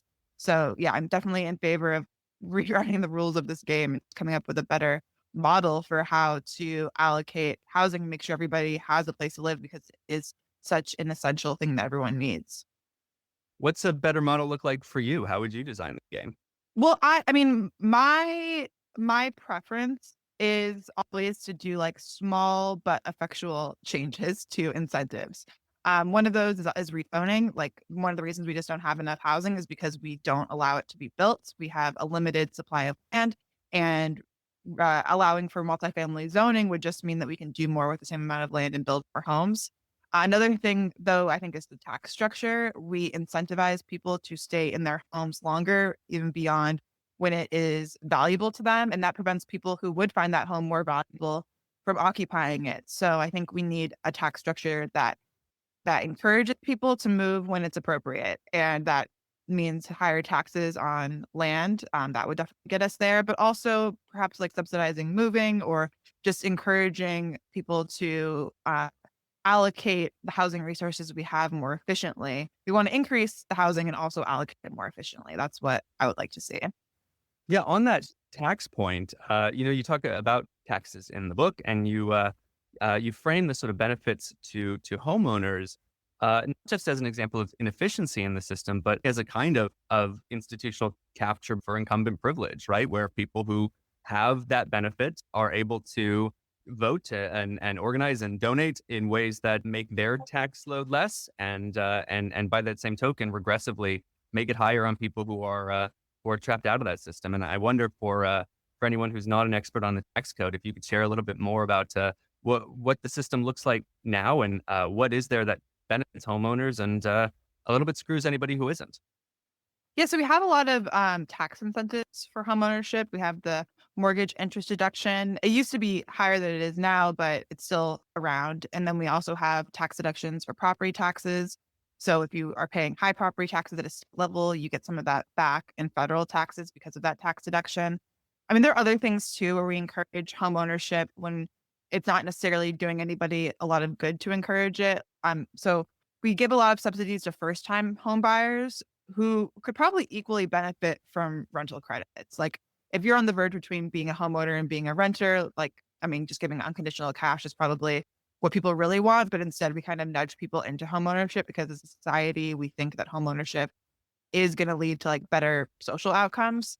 And also just like the way that we allow for local control in our zoning, that we just give so much power to homeowners because they're the people who are showing up at these community meetings, who have time to show up at the community meetings, who have money on the line directly and have a voting voice. But the people who don't live in the community yet or who are renting often aren't like given the same platform as homeowners.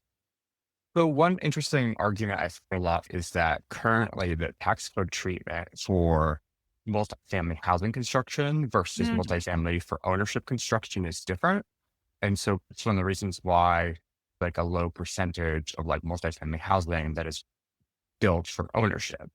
Yeah, I did hear about that. I was at the National Multifamily Housing Conference in Las Vegas a couple months ago, and people were talking about how the requirements to build multifamily housing are really expensive. One of them, well, insurance costs are rising, and that's like a problem for all types of housing, but it's especially hard for these multifamily housing projects.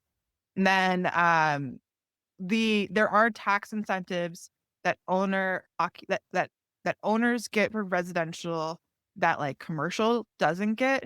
And one thing this professor at USC, Professor Green, was talking about with me was taxing landlords, like small family landlords, like the big corporate landlords, because they're getting benefits that are really supposed to be going to owner occupants. Yeah, like currently, if you build like a large multifamily for rental, you're treated to like long-term capital gains taxation versus if you build it for homeownership, you're taxed at like the short-term capital gains rate. Oh, okay. And so that is like a big distortion where, like you see in the United States, like we have a very low percentage of multifamily that's built for ownership. And one of the reasons why we have like this, like, the common idea is like, when you want to buy a home, it's got to be single family, right? Condos are sort of not a thing that people think of as for that phase of life.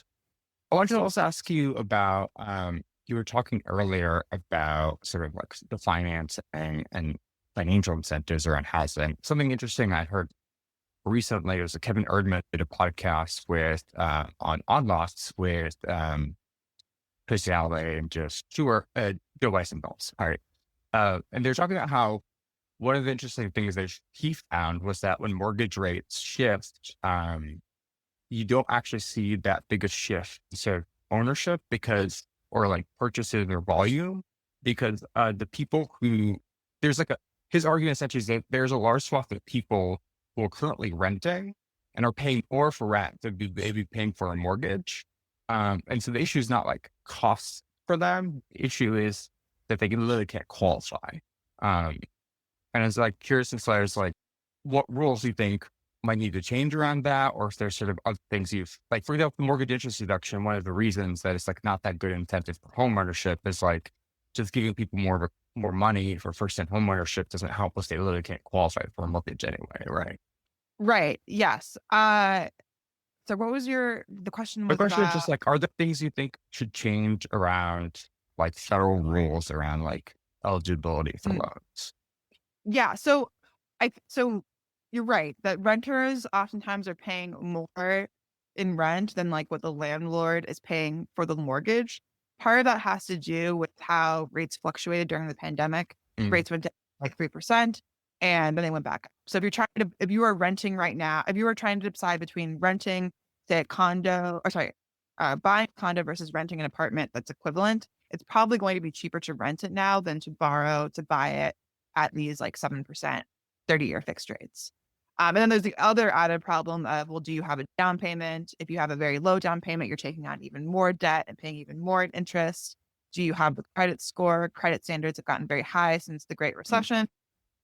I think one of the reasons the housing market is so resilient right now, despite the fact that it's basically in the gutter, is that homeowners have great credit scores. They're not entering into foreclosure because the kinds of people who got these homes are not really vulnerable in this economy.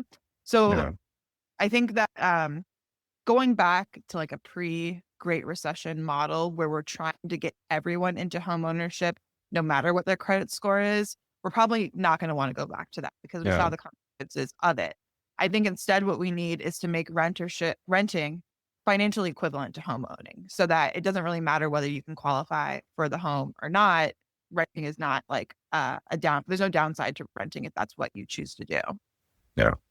And I I think from like a zooming out to like more like a theoretical like inequality standpoint, like I think a lot of the reason why ownership is like always preferable to renting is because of like you're like tying yourself to a particular location and the productivity to that location, which to me, like, I guess thinking about it, like, okay, what makes a location productive? It's like the inflow of businesses, workers, like doing things near at or in proximity of the location.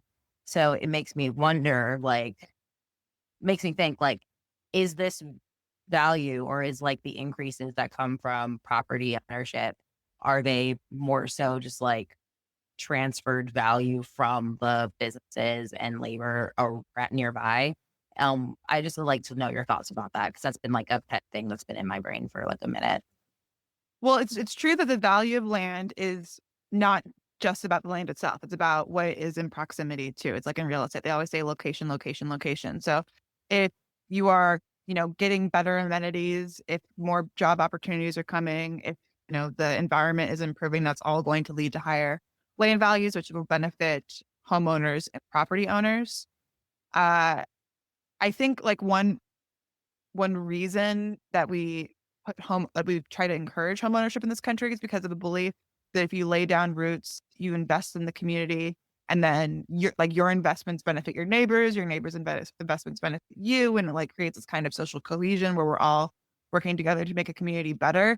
But what makes me uncomfortable about that is that in any economy, society, you're going to have transients. You're going to have people who, by the nature of their job or what they do, are moving from community to community who are going to need to rent. So I think that we've gone too far in terms of like putting up home ownership at the detriment of people who, for whatever reason, need to rent, maybe because of their lifestyle or because of their income or their credit or whatever.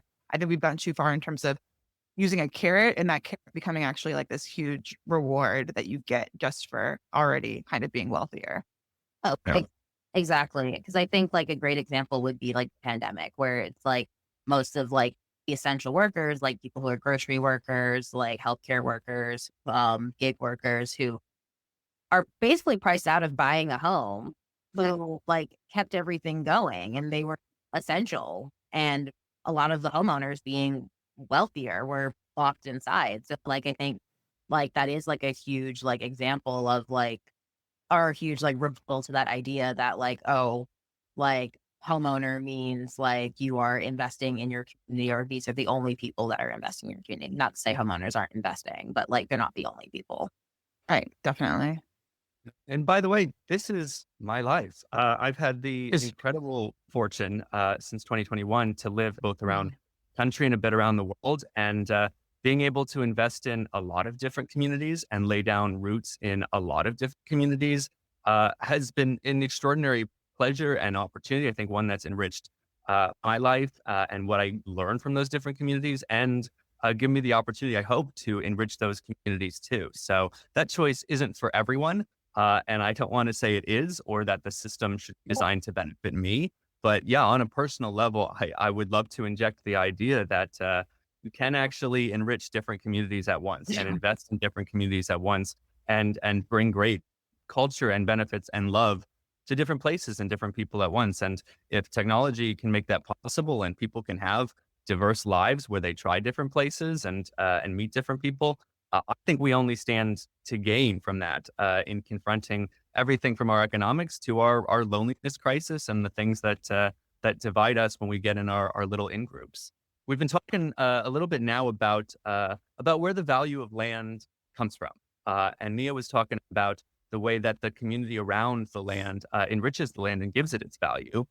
We began by talking about games. Again, the book is called Hate the Game. So in a second, I want to talk a little bit about Monopoly. The creator of Monopoly, or as it was first called, the landlord's game, and you called it out, was a big fan of the economist Henry George, who believed that instead of taxing labor, we ought to tax land. If the value of land is created by all of society, then its gains ought to benefit all of society. Daryl, are you a Georgist? Yeah, I think I'll just say I'm a full on Georgist. Before I was like a little hesitant. I don't like labels, but I don't know. I feel like if it walks like a duck, talks like a duck, it is a duck. It is a Georgist. And what's that mean to you? I mean, what it means is a belief in, I think, improving the economy by making it more efficient. I think all economists, if they dig deep, they probably would be Georgists because they all kind of believe that. I think it also, I don't know if all Georgists believe this, but just understanding that like the land was here before us. So like, why does private ownership make sense? Like it's the one thing that nobody created. So why should people who just happen to get there first get to own it? So yeah, I think from the economic perspective and from the justice perspective, that makes me a Georgist. Yeah. And like as me and Daryl know, because like we're friends outside of this, is that like I'm like a huge Georgist for like largely the same reason. What I like about it is that it sets the foundation for moving away from taxing productivity, which I think right now, like I think it's something that we had to do, like I think to get to this phase in our economy. But it seems to me that we are hitting that point where we're topping out with that method. And I think we need to move away from taxing productivity to taxing inefficiencies and rent seeking and things like that. I think right now, solely productivity based like economic discussion, I think is creating a zero sum game where like you have like the socialists on one side and the capitalists on one side fighting this like zero sum game, when to me, as a Georgist, it makes no sense because we could probably run everything that we need on just pure inefficiencies. Yeah, we can have nice things. I think that's the abundance mantra. I'm like, we can do it. We can do it. And I think that like Henry George would have been more successful if he just had the technology. I feel like just not being able to have valid assessments of land value back at the turn of the century probably made it like not that feasible. But nowadays, I just don't think there's anything in the way of adopting this more efficient tax structure. And it's probably going to have to happen locally. But I think that's fine. Like we can just convince people at a local level. I am curious actually about so the technical aspect of it is that, the way that we currently do property tax assessments is that there's like the assessor's office, they like do a combination of like they look at market rates and how comparable properties are, but then also do like objective assessments like square footage and blah blah blah. Like how would you see in practice, like how would a Georgia's like assessor distinguish the value of the land from the improvements to the land? Well, I think they would use like a machine learning model similar to the Mhm. way that a Redfin estimate or its estimate is calculated. Most assessors are pretty behind the curve on like this kind of technology of using data and big data to come up with assessments. They're kind of using these outdated rules of thumb. So I think like one intermediate goal is just to update assessments, locality by locality and getting them to a place where they are accurately assessing land versus additions because they do break it out. Like they're supposed to break it out, but it's just like so wildly off. They don't even bother Yeah. trying to get it right. But I think um, getting it, like improving it is definitely achievable. And I think getting close to the truth or at least an unbiased version of the truth that, a large data scale is definitely achievable. There's always going to be outliers where people are, arguing with their assessor. That happens now. So I Yeah. don't think it's really that different, a model where we're just trying to get the land broken out more accurately. So it would be something like, let's say you find a piece of land and potentially like a house near it. So it's like the land is comparable. And then you say like, well, this is 1 unit, this is 2, and there's the difference in price. And so like whatever the remainder is, better go for simplified, but like whatever the remainder is must be the land differential. Yeah, we would create like predicted values of property values and the land values, and you would have the outcomes where some lots are selling without any homes on them. So you have like, your lots are just the land, and then you have some lots that have homes on them, and then you can calculate the difference and you could extrapolate that out just based on the different features. All the data I think exists because we have all the county records. I mean, if you tap into the MLS data, then you have all the Mhm. property details too. So it seems like it's pretty achievable, at least to get something Yeah. a lot better than what we're currently doing. They're cool. I love this theme, right? Because we're currently talking about how technology, how data, how machine learning, and dare I say, perhaps artificial intelligence can actually improve governance, make it more efficient, make it more effective, and be a tool for actually delivering social justice. I also love that we're talking about Henry George, and that there is this bit of Georgist revival, at least under the surface, in our conversations, because we in this chat, we're not just Yimbys, we are Yimby Democrats, and as Democrats, we know that the value of the land in your community is a whole of society effort, right? If you live in or nearby a big city, then it is those renters and those transients and those poor artists and some of the riffraff that is creating the culture and the art and the vibrancy and the restaurants and the gathering places and the events that make that land so attractive. We know that it's the government public infrastructure, right? The roads and bridges and trains that make it usable and successful, that it's education and public services and social welfare that keeps the society, cohesive and growing and vibrant. We know that it's public services, including police and firemen, that make it safe to live there. And so we know that we're all contributing to that value that people who own that land are able to benefit from, but also capture a lot of the value of. And so I think it's really exciting, both these two currents, right? Where can we leverage technology and emergent new technologies to deliver on genuinely progressive goals, and how do we create more a fairer and also more successful economics and tax structure that recognizes how value is actually created? Yeah, I completely agree. I feel like once you start viewing land as a public good or something that is like inherently owned by all of us that can be taxed back, I think it definitely just aligns with a lot of the other values of progressivism and redistribution. I mean, there's definitely differences in Georgia's followers in terms of how they would spend the revenue of a land value tax. That probably separates the right leaning ones from the left leaning ones. But And I live like in a majority Republican area, and the Republicans hate the vacant businesses so much. So I feel like even though there are all these progressive values in Georgism, it's also an issue in terms of land value tax, also an issue that you can get a lot of centrists on board with. If they see that there's this lack of productivity, they hate that too. I've been seeing a lot of debate around where does abundance stand on redistribution. And to your point a little bit, the way I think of it, at least, is that in a sense, abundance is neutral on it. Redistribution is what you get to do with the gains of abundance. And so, we can have abundance and we can grow from that, both the amount of, opportunities for people and affordability created by the private market. We can use that to gain the tax revenue and the assets and the innovations that we can redistribute. And then what we do with them and how we redistribute them, that's for the next political battle. And so, my message for progressives is if you want to redistribute things, you need things to redistribute. This is a roadmap for having more to redistribute, and that is the next fight. And we'll be with you on that one.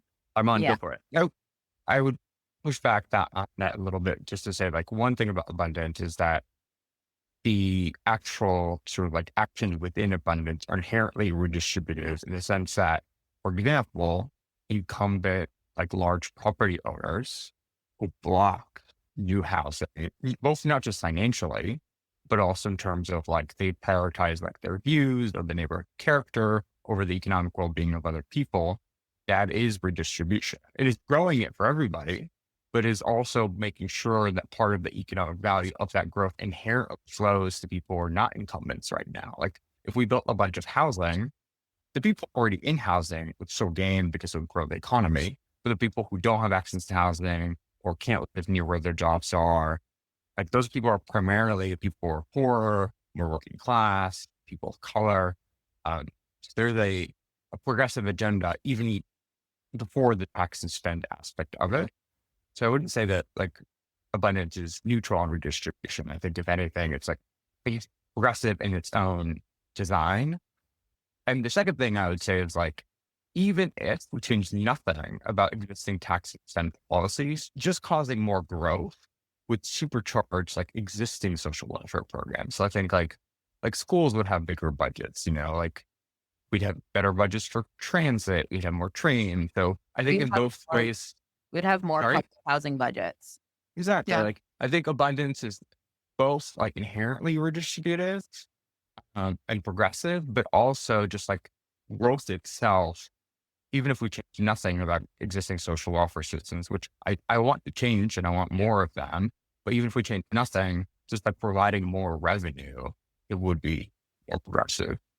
Also, land value tax that we've been discussing is a wealth tax. Yeah. The 1% own a disproportionate, I think it's like 13% of all the homes in the United States, and they own like vacant land too. I know that's always brought up, this idea of like the poor elderly person who lives in a super valuable piece of land and how they would be hurt by land value tax.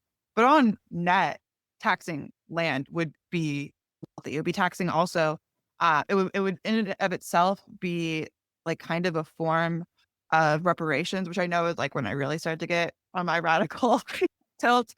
But because of the history of homeownership and redlining and racial covenants that have put more housing and land wealth into the hands of white residents relative to like Black and brown and indigenous people, taxing land would like in and of itself like serve to correct this inequality. There's a lot here that I want to bring back to monopoly in a second. But first, on this idea that abundance is naturally progressive. I saw today somebody complaining and alleging that, for example, teachers and construction workers weren't part of this movement. And my mind immediately goes, those are two of the prime beneficiaries, right? If you want to teach in a city or a neighborhood and you can't afford to live there and your commute is 90 minutes, that becomes a problem. If a population in a city like San Francisco has been enduring for a while now, loses kids and families every year and schools shut down, then suddenly not only can that teacher not afford to live nearby their school, they don't have a school to work at. You talk in the book about construction workers. So not only are we talking about housing where construction workers can also live at the homes they're building and be, for that matter, the ones to build those homes, which would create a lot of jobs.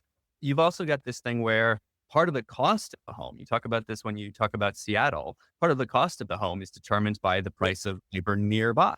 And if housing prices are high and construction workers can't afford to live there, and there's less construction workers in the area and they're coming from far away, it drives up the price of housing higher, which makes it harder and harder for those construction workers to live nearby, which makes pricing even higher. And you talk about this vicious cycle. And then you brought up, reparations and discriminations. And I think we know in this conversation that a lot of zoning comes out of laundering Jim Crow and other racist rules through housing law. And we also know that people who are vulnerable and marginalized are the first to get their butts kicked from a world of scarcity. So I am curious, when it comes to teachers and schools and construction workers and people of color and really the universe of folks who are marginalized or historically discriminated against, what is the role of abundance and building housing in delivering justice and better outcomes to them? Yeah, I think it's so ironic because before I was saying how the reason homeownership was encouraged was because like the government wanted people to have a stake in their communities and own something there. But like we've gone so far, we've created this perverse situation where the teachers can't buy a stake in the community. The firefighters can't buy a stake. The police officers, like the people who make the cities run in these expensive, mostly coastal cities, can't afford to live there. So that deteriorates community. It means that like where I live in Wisconsin, I run into my kids' teachers at the grocery store. I know in Seattle that would have never happened. And that's because housing is more affordable here. Although it is becoming more expensive, unfortunately, because NIMBYism is everywhere. And when places get more popular, they usually fall prey to those same forces that blue states and coastal places have fallen prey to. So anyway, I guess what I'm trying to say is that I think the idea of promoting community is a good idea, but we need to be more thoughtful and careful about how we do it and make sure we're not excluding people from that community based on their ability to purchase the home at the prevailing prices and mortgage rates, because that's excluding a lot of people. So on the monopoly front, then a couple questions on this. No, because I think it's a really nice kind of fusion of the topics we've talked about. Steve really loves the game Monopoly. I think we're learning in this conversation. I just want to know if you're the type to like flip the board. I never have the patience for it. The only time I've played Monopoly in the last 10 years was a life-sized version in London, which was fun. And one example of the modifications of the game, because Monopoly is a game where the first person to secure a privileged position through nothing more than luck gets to set the rules for the rest of the game, right? They get to build on their privilege while their fellow players fall behind, both from increasing rents and occasional jail time. And then you've also talked about modifications that different players have introduced to the game, make the game a little bit more fair, right? Take some of that tax revenue, stick it under free parking, and that's also a random way to do redistribution, but it keeps the game going. So I am curious if you throw the board over when you lose, and I'm also curious what lessons we can learn from our country from a simple game like Monopoly. Yeah, I'm not usually the one throwing the board over. That's not really my style, but I am kind of the person provoking people to throw the board over with my moves. So I definitely play ruthlessly, but I do like with the modifications because I mean, the whole the original version of the game was to show, like you said, that if you buy land early, especially valuable land, then you get to extract value out of everybody else and nobody else can get ahead. But if you start redistributing, then people do have a chance to get ahead. And I think that's that's the overall lesson in one of the things I'm trying to convey in the book is that capitalism is probably always going to be unfair, but what you want is a system where people can play multiple times, where if they get knocked out once, they aren't knocked out forever. They can just try again and have a decent chance at winning, and that losing early on doesn't disqualify you from winning ever again. I think you do that through a social safety net, through redistribution. Landing on free parking is one of them, but I know there are a lot of hardcore Georgists who hate the idea of free parking, so maybe it's not the best metaphor. But yeah, having a negative income tax or something like that is a way to make sure that if people aren't winning, they're not completely out of the game. For folks who aren't familiar with the negative income tax, you mentioned it twice. If you could just explain it. I think a negative income tax is just like another way to say universal basic income. It basically means that if you fall below a certain threshold of income, instead of paying taxes, you receive tax revenue back. We have this kind of in terms of the earned income tax credit, but you have to like have some income to do that. More what I'm envisioning is like, yeah, if you're making $0, you're at least getting a basic income, and then it phases out the more you earn. But it's pretty equivalent to a universal basic income. You could also have it like a universal basic income where you have an increasing tax rate the more money you make, so that it goes back in the system that way. Yeah, so basically equivalent to a UBI. In terms of the politics of monopoly, the energy in the Democratic Party right now seems to be coming from two places. We're talking a lot about abundance generally, and especially the new book by Ezra Klein and Derek Thompson, and reconsidering how we've gotten in our own way from delivering the kind of broad-based affordability and opportunity and social justice that we claim to be about. And in the streets, a lot of the energy right now is being rallied thanks to Bernie Sanders and AOC standing up and bringing tens of thousands of people at a time together to fight oligarchy. And when I talk to elected officials and folks in the party, they're often wondering, how do we bring these two movements together, right? How do we synthesize? How do we connect? What's that intersection point between abundance and fighting oligarchy? We've talked a lot about the overlap between those two movements, and I'm curious, both in policy, but especially in politics, do you see a connection between these two movements, and how do you think they can come together over the coming years? I think the connection that I see is a belief that just because you won doesn't mean that you get to like take your ball and go home. I'm mixing metaphors here. We're talking about basketball now.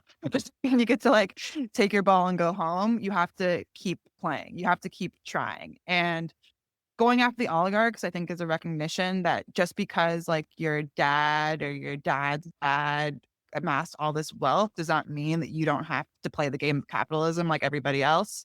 Or just because you won in your own lifetime doesn't mean that you get to check out. You still have to contribute back to society, because society is like what got you there in the first place. So I think that like belief is also what YIMBYs believe. Like, just because you bought this home or your parents bought this home doesn't mean that you are a more privileged class than somebody who is still renting and trying to become a homeowner. That like everybody has to play, and there isn't this free riding or rent seeking that you can do where you get to amass wealth without actually trying. I think like the overall fairness that people want out of our economy is a connection between effort and results. And I think both YIMBYism and like the fight against oligarchy are about that. I was struck early in the book. You talked a little bit about your grandmother and the influence she had on you. You mentioned she was the first Black woman to be a licensed architect in New York State, first Black woman to be licensed in California, first Black woman to receive an architecture degree from Columbia, first Black woman to be inducted into the American Institute of Architects. You say she worked on Terminal 1 of LAX, the U.S. Embassy in Tokyo, the Mall of America. I wanted to learn a little bit more just about her influence on you and what it was like to be growing up in the shadow of both a pioneer and a great architect, and also how you've personally lived the themes of this book and the themes we've talked about today. Yeah, my grandmother, her name is Norma, or was Norma Merrick Sklaric. She achieved so much in her career, and yeah, she was a big part of my life growing up. She definitely like taught me that there was no limit to what I could achieve, even though obviously like racism and misogyny and all that exists. It doesn't mean that you can't get to your goals, which is kind of like also the message of the book too. That like, even though you have obstacles in your way, you can overcome them. So I think she like was the first person to put that message into me.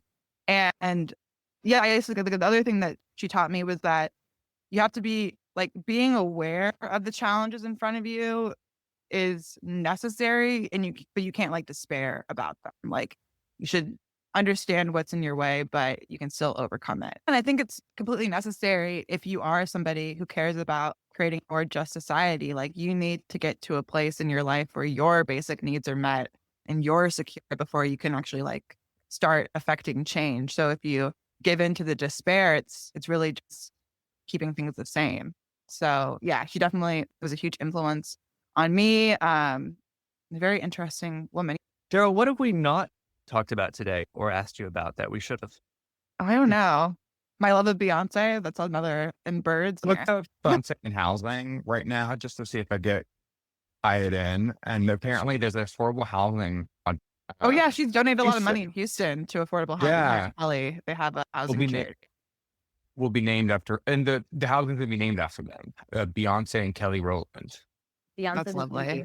I want to live Yeah, we there. need to get her at the NBA. I We need to know. get her making the NBA TikToks or making a song. She in Cowboy Carter, she had a song about a house getting burned down and not being able to get insurance.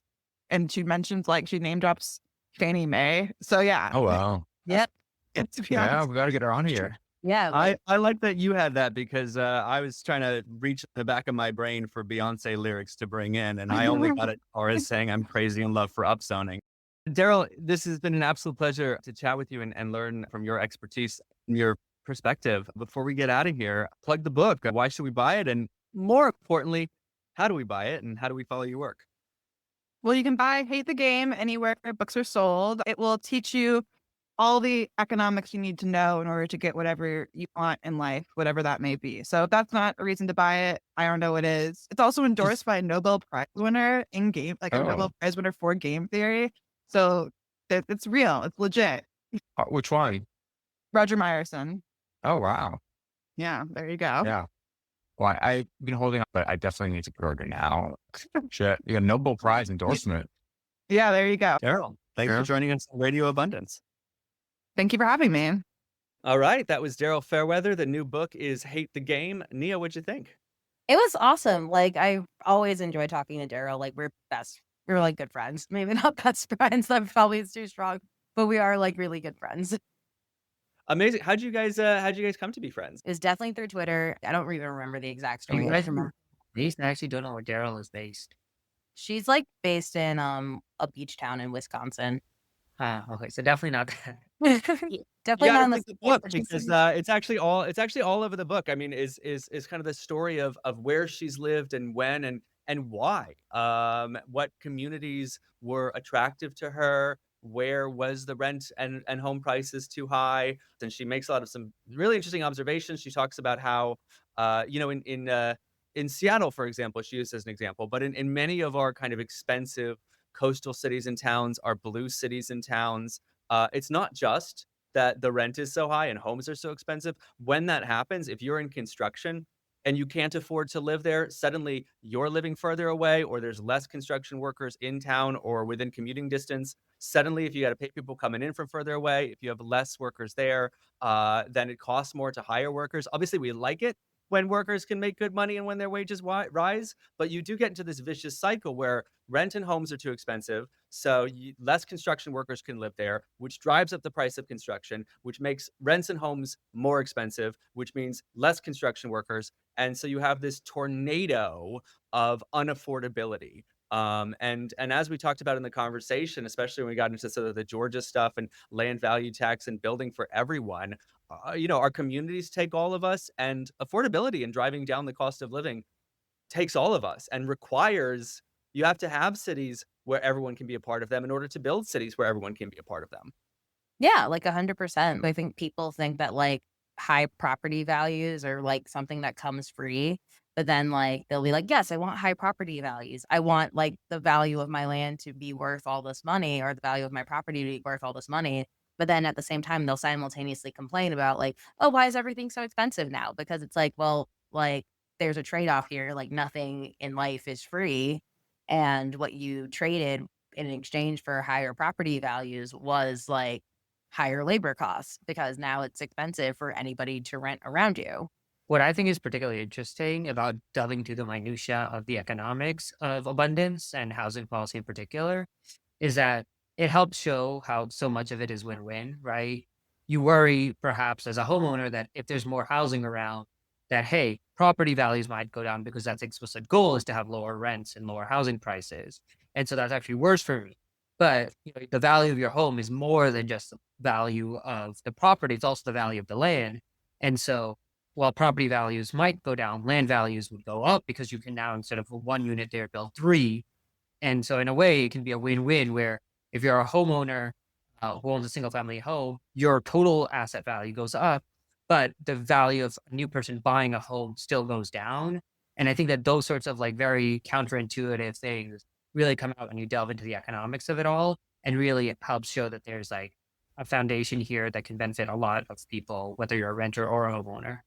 Yeah, I loved our discussion around like Henry George and kind of the revival of George's economic thought and a land value tax. It was exciting to see everyone kind of bond over that, but there's also some action here. So I'm going to share. This is something Daryl pointed out on Twitter that's kind of emerging now. We've been talking about Maryland a little bit, right? Our very first episode launched with Governor Wes Moore of Maryland and his Secretary of Housing and Community Development, Jake Day. Funnily enough, I think George Clooney just had an appearance on, I think, CNN, where he was asked who his early favorites are for 2028. And he gave a pretty big shout out to Wes Moore and kind of an early endorsement for Wes Moore as, quote, a proper leader and somebody who might be a great standard bearer potentially for the party going forward. Daryl pointed out that there's exciting things happening with regards to like a land value tax, and specifically in Maryland. So I'm quoting now from the Progress and Poverty Substack, which says, here's the big news. SB 472, which allows Baltimore and other counties to set a higher land tax rate specifically for land within 1 mile of rail lines, has passed the state Senate. So the bill passed on a vote of 12-1. It's now in committee in the State House and enjoys strong support from like the ATU local transit union. And so there may be maybe a movement kind of, little by little. And there's legal complexities all across our various overlapping jurisdictions of government around how you tax land and property. But we might be moving in a more Georgist direction, and it's probably the right way to go, both to lower the burden of taxes in other areas of life and make sure that you're not as much taxing the things that you actually want to encourage. But when it comes to something like land, the value really is derived from the community and other people and social services, to seeing some momentum behind increasing taxes on land while maybe reducing taxes on other area seems like it could be a pretty compelling direction that hopefully little by little we move in. Yeah, it's particularly exciting. I mean, we think of this as fanciful perhaps, but like Pennsylvania, I know has already had a number of cities that have a land value tax already. It's something that's already implemented in America. And it's really, I think, intuitive for people. You walk around a city and you always see these empty parking lots or empty buildings. And you're like, why doesn't anyone ever do anything with that? Like, that's valuable land right in the middle of our city. And it's because if they actually built something on it, they would actually have to pay higher taxes, even though the land itself is valuable, right? The empty parking lot, the empty abandoned building, the person actually has an economic incentive to leave and then just say in 10 years, that land is going to be worth twice as much. And so I can sell it. But in those 10 years, I don't have to do anything in between. And so I think it's a great revitalization tool of our cities that really want to incentivize, the downtown and ask for it to like come back and become vibrant again. Funnily enough, right. So we began our first episode, and we had a quite a strong Maryland focus with Governor Wes Moore and Jake Day. Our second episode had kind of a New York City focus. So we had Zellner Myrie, New York State Senator, who's running for mayor of New York City, as well as Stephen Phillip, who's mayor of Jersey City, which is, of course, not in New York City or New York State, but it's basically part of the world of New York City because it's right across the Hudson River with Jersey City with its own kind of skyscrapers rising on both sides of the Hudson. I bring that up because it's funny because the other place where there's a lot of action on the kind of land value tax front right now is not just Maryland, it's also New York and New York State. So I'm quoting now from ABC News 10 in New York, which says that State Senator Rachel May proposed, it's both I don't even know how to best sort of phrase all the numbers, S1131A and A3339A. Alongside Assembly members Tony Simone and Alex Boris. The idea here is a proposal that would realign tax incentives, reduce wasted urban space, and prioritize long-term community-oriented goals in New York's housing market, establishing a pilot program in 5 municipalities statewide where the Department of Taxation and Finance would classify real estate in 2 groups, land only and buildings on land, and impose a higher tax on land and a lower rate on buildings, with the idea being, of course, make it easier to build, reduce the tax burden on construction and buildings. But if you have land, if you own land, good for you. But if you're not using that land to the highest and best value, both for yourself and of course for the whole community and also for government, which frankly makes more in tax revenue the more people that live there and are paying taxes, to shift that tax burden from property and construction to land and kind of unused and underdeveloped and underutilized land. So there is some action here, both in New York and Maryland on the land value tax front and the kind of Georgist revival. You've been listening to Radio Abundance. Join the movement for progressive abundance at yimbydemocrats.org. Yes, we can build again. Yes, we can trounce the fascists. Yes, you can be the difference. This is AI, by the way. You think these jokers actually got Obama? Check in with me in a few months. It'll happen. Thank you for listening to the premiere episode of Radio Abundance, a new podcast by YIMBY Democrats for America. Now it's time for you to join the movement. We're building a big tent, and it's going to take all of us. Join us, and together we'll fight to build America, defeat fascism, and unleash the era of progressive abundance. Join the movement at yimbydemocrats.org. This is reality. We are in that world now. We allowed that world to happen. We opened the door enough that this came through it. Liberals have become so afraid of bad things happening that they cannot make enough good things happen. They've become so afraid of the government abusing its power that they don't allow the government to use its power for good. If the strategy of not allowing power to be wielded was working, then we wouldn't be sitting here having this conversation. But instead, hundreds of thousands of people are leaving California, Illinois, and Chicago, leading to, if this continues in the census of 2030, a red shift so large that a Democrat could win everything Kamala Harris won, add in the blue wall, and still lose the election. So I would say to the people who say, if we change things, bad things might happen. Bad things are happening. Maybe we should change things.